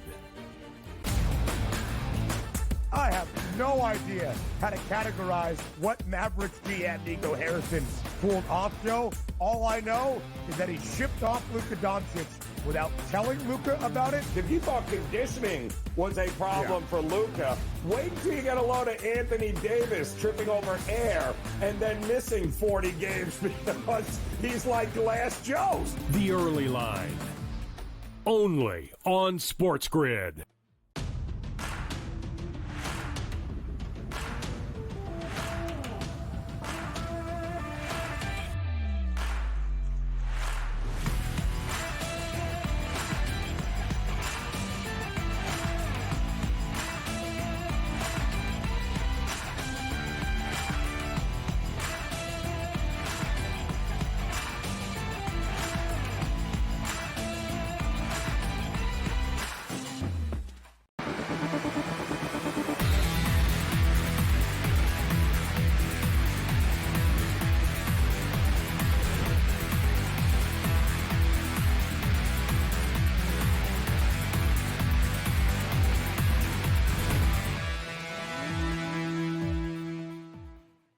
Welcome back in Game Live. Game Day here on the grid. Scott and Joe talking with our good buddy Cam Stewart. Cam, we got a little hunch play for you for the NBA, and then you give us your plays and a little college basketball here as well.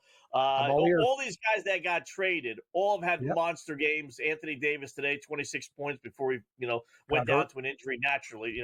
That's a given. We saw Fox go off big. So we got Jimmy B tonight for Golden State making his Warriors debut. 19.5 is his number against a god-awful Chicago Bulls team. Joe and I all over Jimmy B's over. What do you think? I like it. I think it's a good trend play. Like some of these plays, like new coach bump and whatever, this is real. You're going to a new team. It's kind of like a first date. You got to make a good impression, right? Like you got to go out there and, do the best you can and say, hey, guys, I'm here. I'm ready to rock. Like it's this simple. I'm happy to be here. And Jimmy Butler's the type of guy to go off. So I agree with you. I think that number's fine. I probably think he scores about, 24 to 26. I think that number's a little light. So I agree with both of your plays. Scott, Joe, I don't know if you got the music, Greg Frank. By the way, Greg, you're gonna love me today. I got an Eagles Flyers parlay for all the knuckleheads in Philadelphia, buddy. Love you. I'm an Eagle. Fly, Eagle, fly.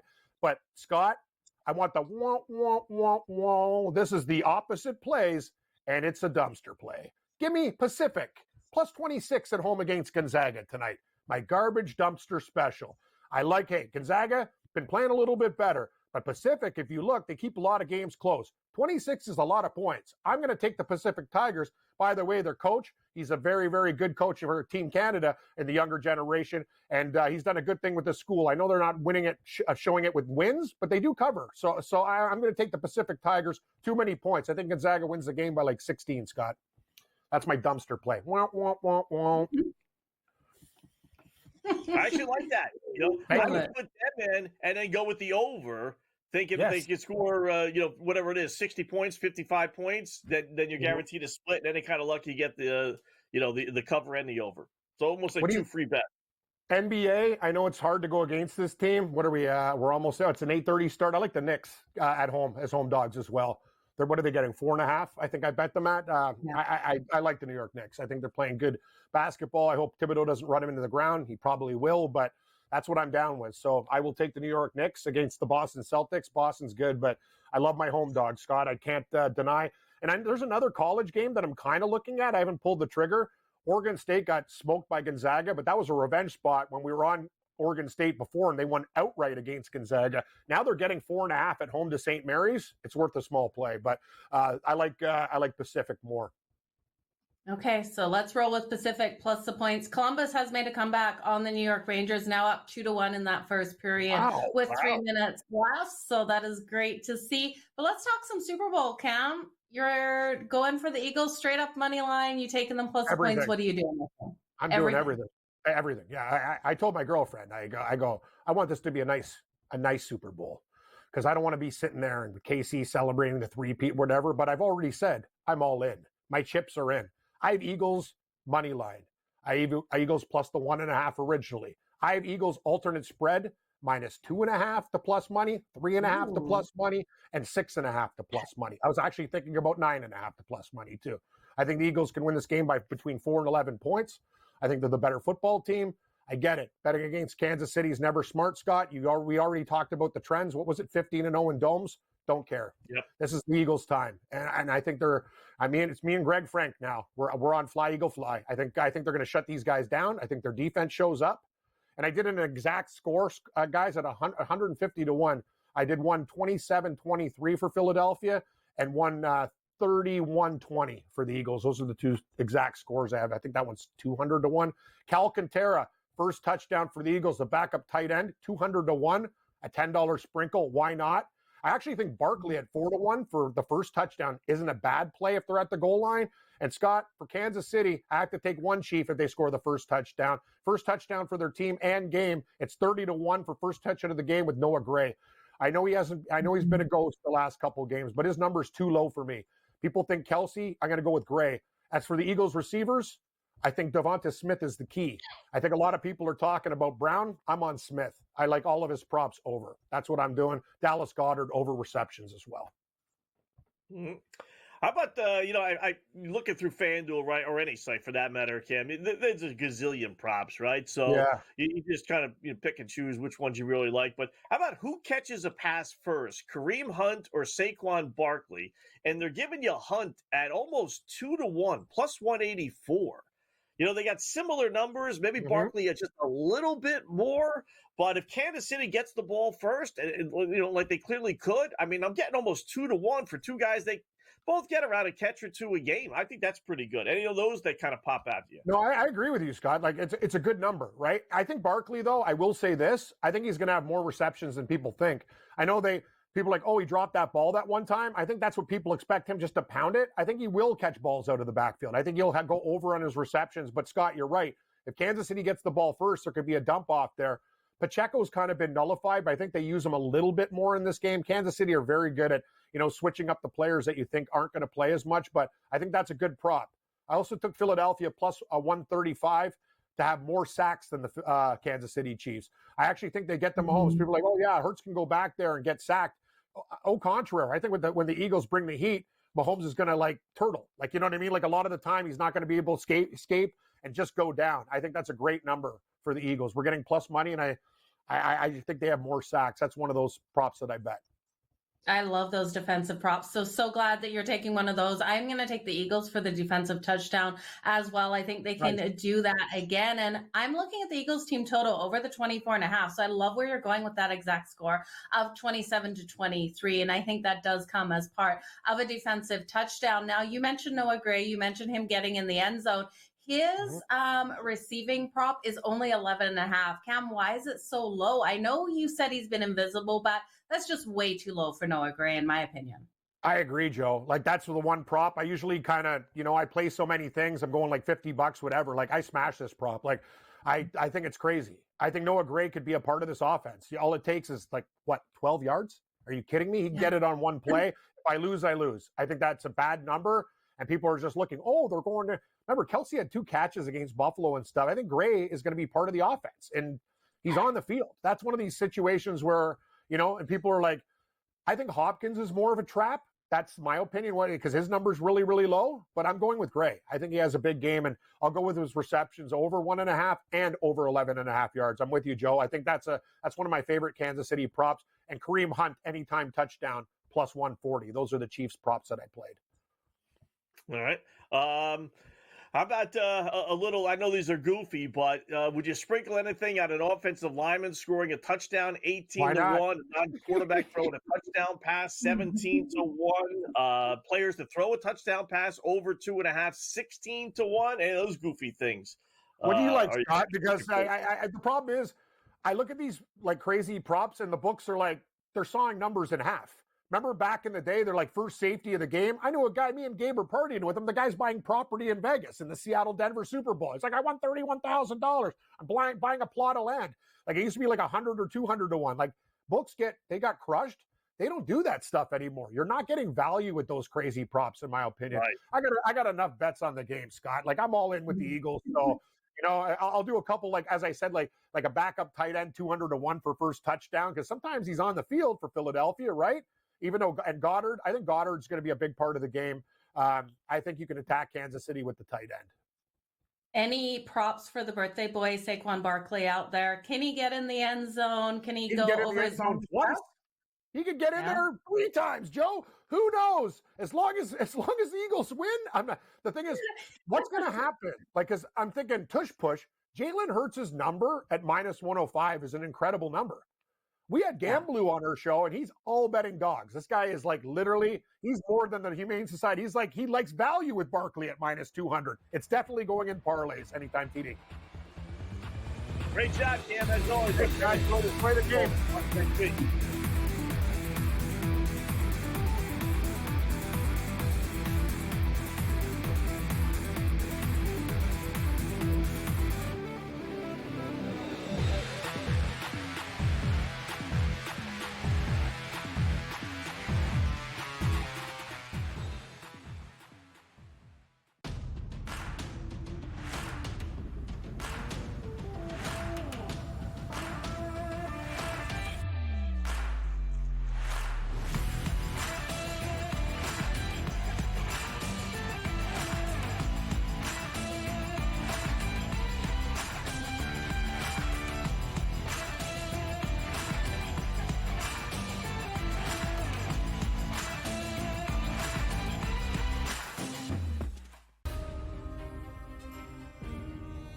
Best dressed guy, let me tell you, next to me in terms of Radio Row.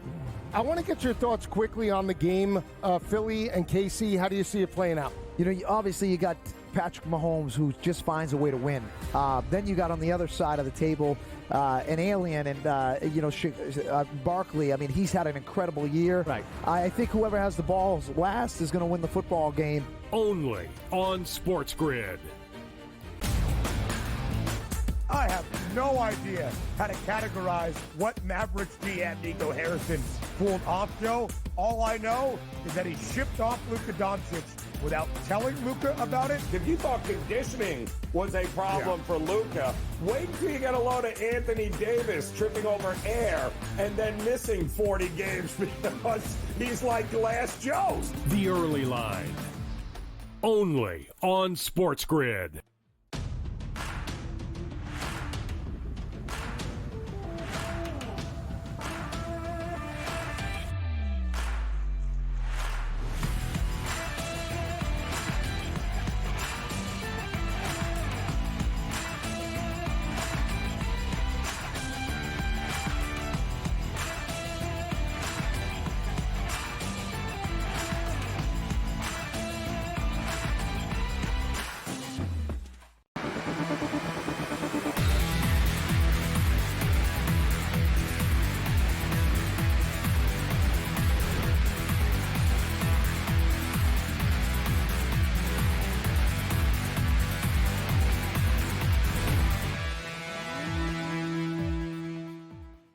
Welcome back in Game Live, Game Day here on the grid. Scott and Joe for another 20 minutes or so. Thanks to Cam Stewart, as you hear him all the time with Gabe late night and then throughout the time doing guest spots as he always does. So do appreciate a couple of thoughts from him, whether it's with the Super Bowl, hockey, NBA, whatever the case may be, Joe. So back to the hockey board here just for a second. We got some updated lines and scores. You said it, Rangers off to a 1-0 lead, right? We said jump on Columbus, and they scored not one but two. So after one, Columbus leads 2-1, and now they're favorites, 186. I didn't quite get why they were underdogs to begin with, to tell you the truth. But that said, they're now favorites, and if you grab them at plus 2.5 or so to 1, now you can grab the Rangers at plus 144. Boom, you walk away from the game. No matter who wins, you're a winner. So I do like that opportunity a lot right now. Yeah, it's a great opportunity to look at, especially like the Columbus Blue Jackets were plus 230 we were able to get them at. So definitely a great way to go. I'm holding my breath here, Scott. 3 minutes left in the first period between the Senators and the Panthers. Senators came out and scored first, which is fine, but I'm riding the under 1.5 in the first period here. So a little sketchy. 3 minutes left. Can we see no goals for the next 3 minutes? Just please. I want to cash that under 1.5, but Vancouver up 1-0, 1 minute left in the first period over the Leafs. If you like the Leafs originally, like I did, they're plus 154 on the money line. Cam Stewart likes the Canucks, and we know he's a Leafs fan, so that makes me really nervous with my bet tonight, Scott. Yeah, exactly, right? It's tough going under 1.5, right? I mean, there are, like, when you look at the box scores and you see, all right, 1 goal, it's like, okay, that happens quite a bit, right? But when you're watching the game and then you get that 1 goal and there's 7, 8, 9 minutes, whatever, 10 minutes left, you're like, oh, man, all we need is one more stinking goal. I got to survive this, right? It's tough going under 1.5.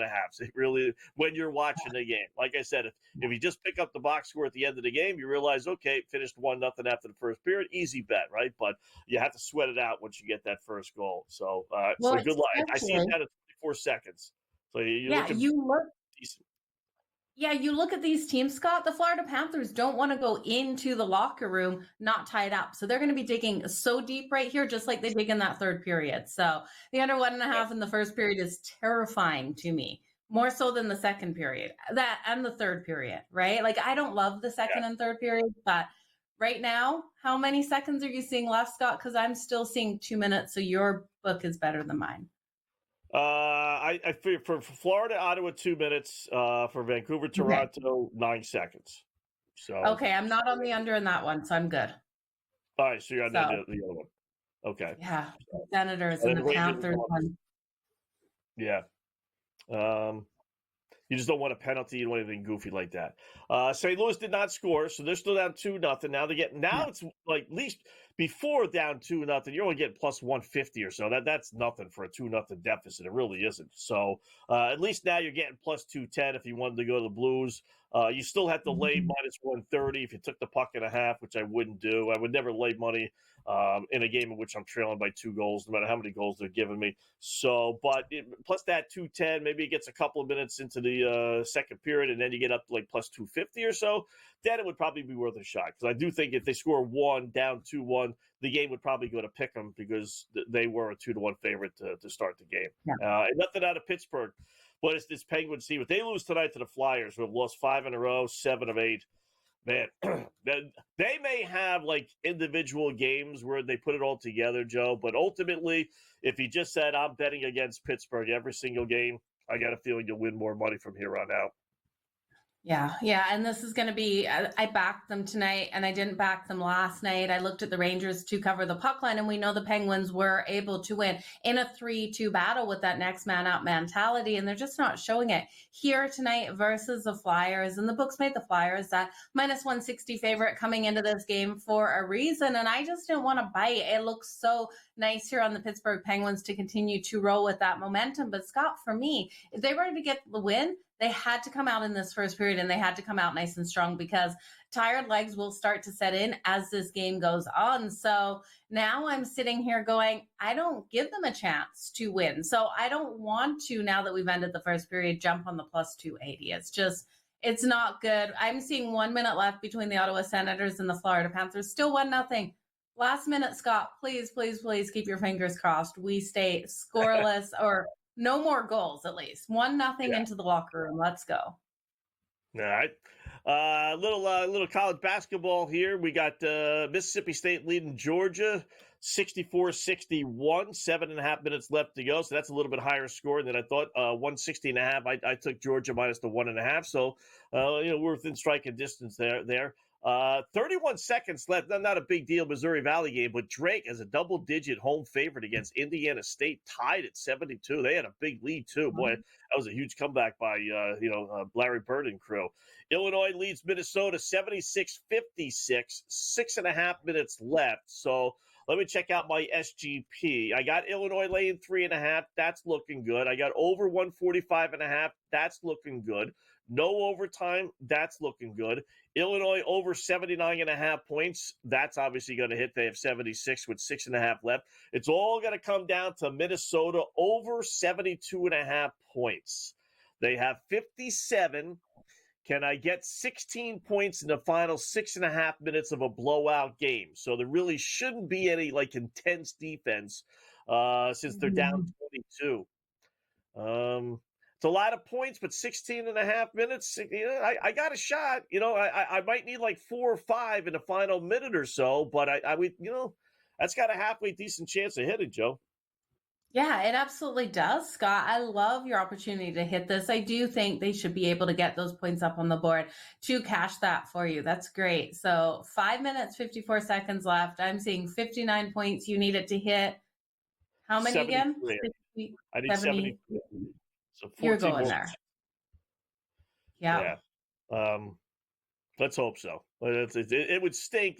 That's the one that kind of boosted it up. Not that it boosted it up that much, but I debated on putting Minnesota in there versus Illinois' team total going even higher. But I said, I kind of figured it to be 80 to 75, 80, 76. I said, give me Minnesota. So we'll see. We need a couple cheap points. Nice little 3-point for a foul, How about a double technical foul against Illinois? And Minnesota. Like that?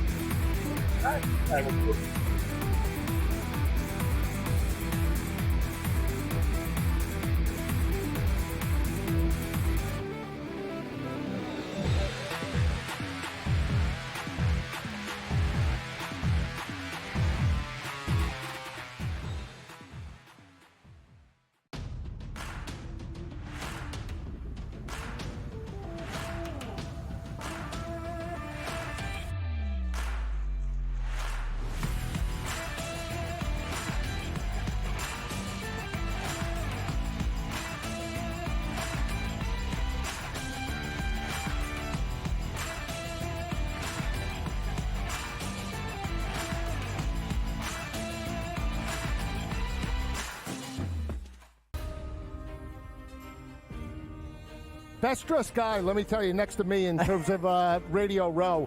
I want to get your thoughts quickly on the game, Philly and KC. How do you see it playing out? Obviously you got Patrick Mahomes, who just finds a way to win. Then you got on the other side of the table an alien, and Barkley. I mean, he's had an incredible year. Right. I think whoever has the balls last is going to win the football game. Only on SportsGrid.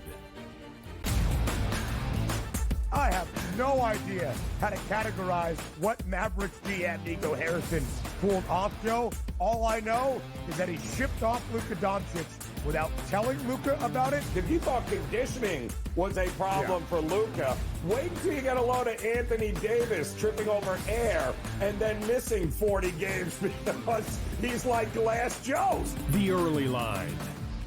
Only on SportsGrid.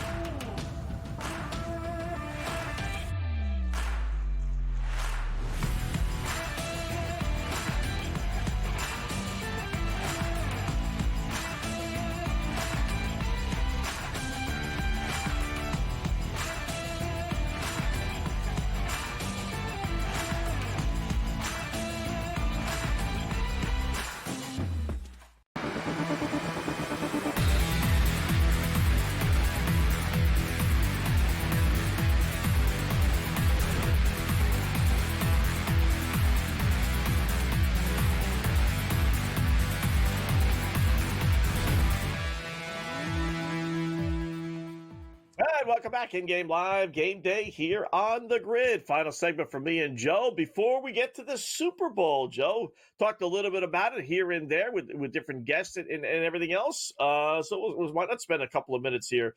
Kansas City, 1.5, over under 48.5. That's pretty much where it's been.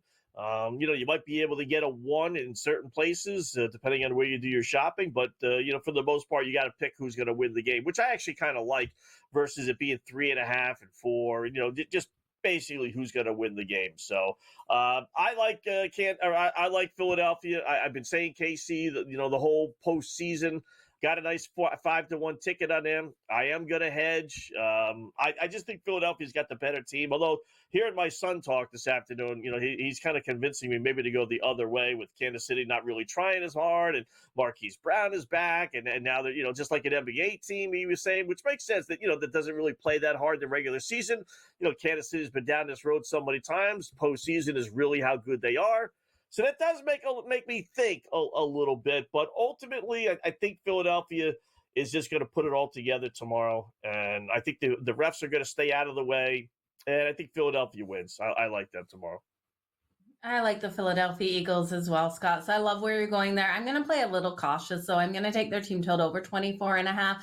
I think win or lose, we are going to see the Eagles put those points up, at least hitting 25. So I'll take them over 24.5. And then if Patrick Mahomes gets the ball with 10 seconds left on the board, I'm not sweating it as long as the Eagles have already hit that 25. So because I don't know, he's magical. I don't know even how it happens, Scott. I can't explain it.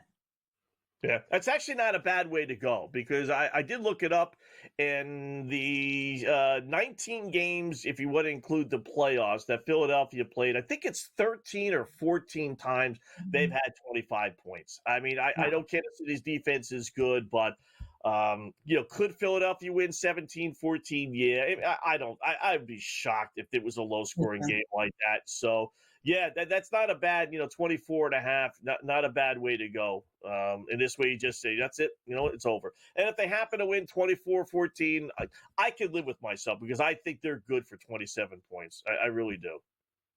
Yeah, I think they really are good for 27. And then if KC gets 30, they get 30. I'm also looking to hedge this one, or not hedge it, to live bet this one. If KC goes up first, I really want to come in on the Eagles, live bet them plus, the 4.5, 5.5, whatever we're getting there if KC scores first. That's where I'm going to go.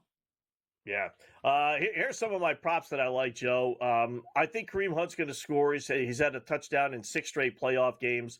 I think Barkley's going to get in the end zone. I really like Xavier Worthy. I think he's going to be the main guy, not Travis Kelce. So they're giving you Hunt, Barkley, and Worthy to combine for 4 touchdowns at plus 750.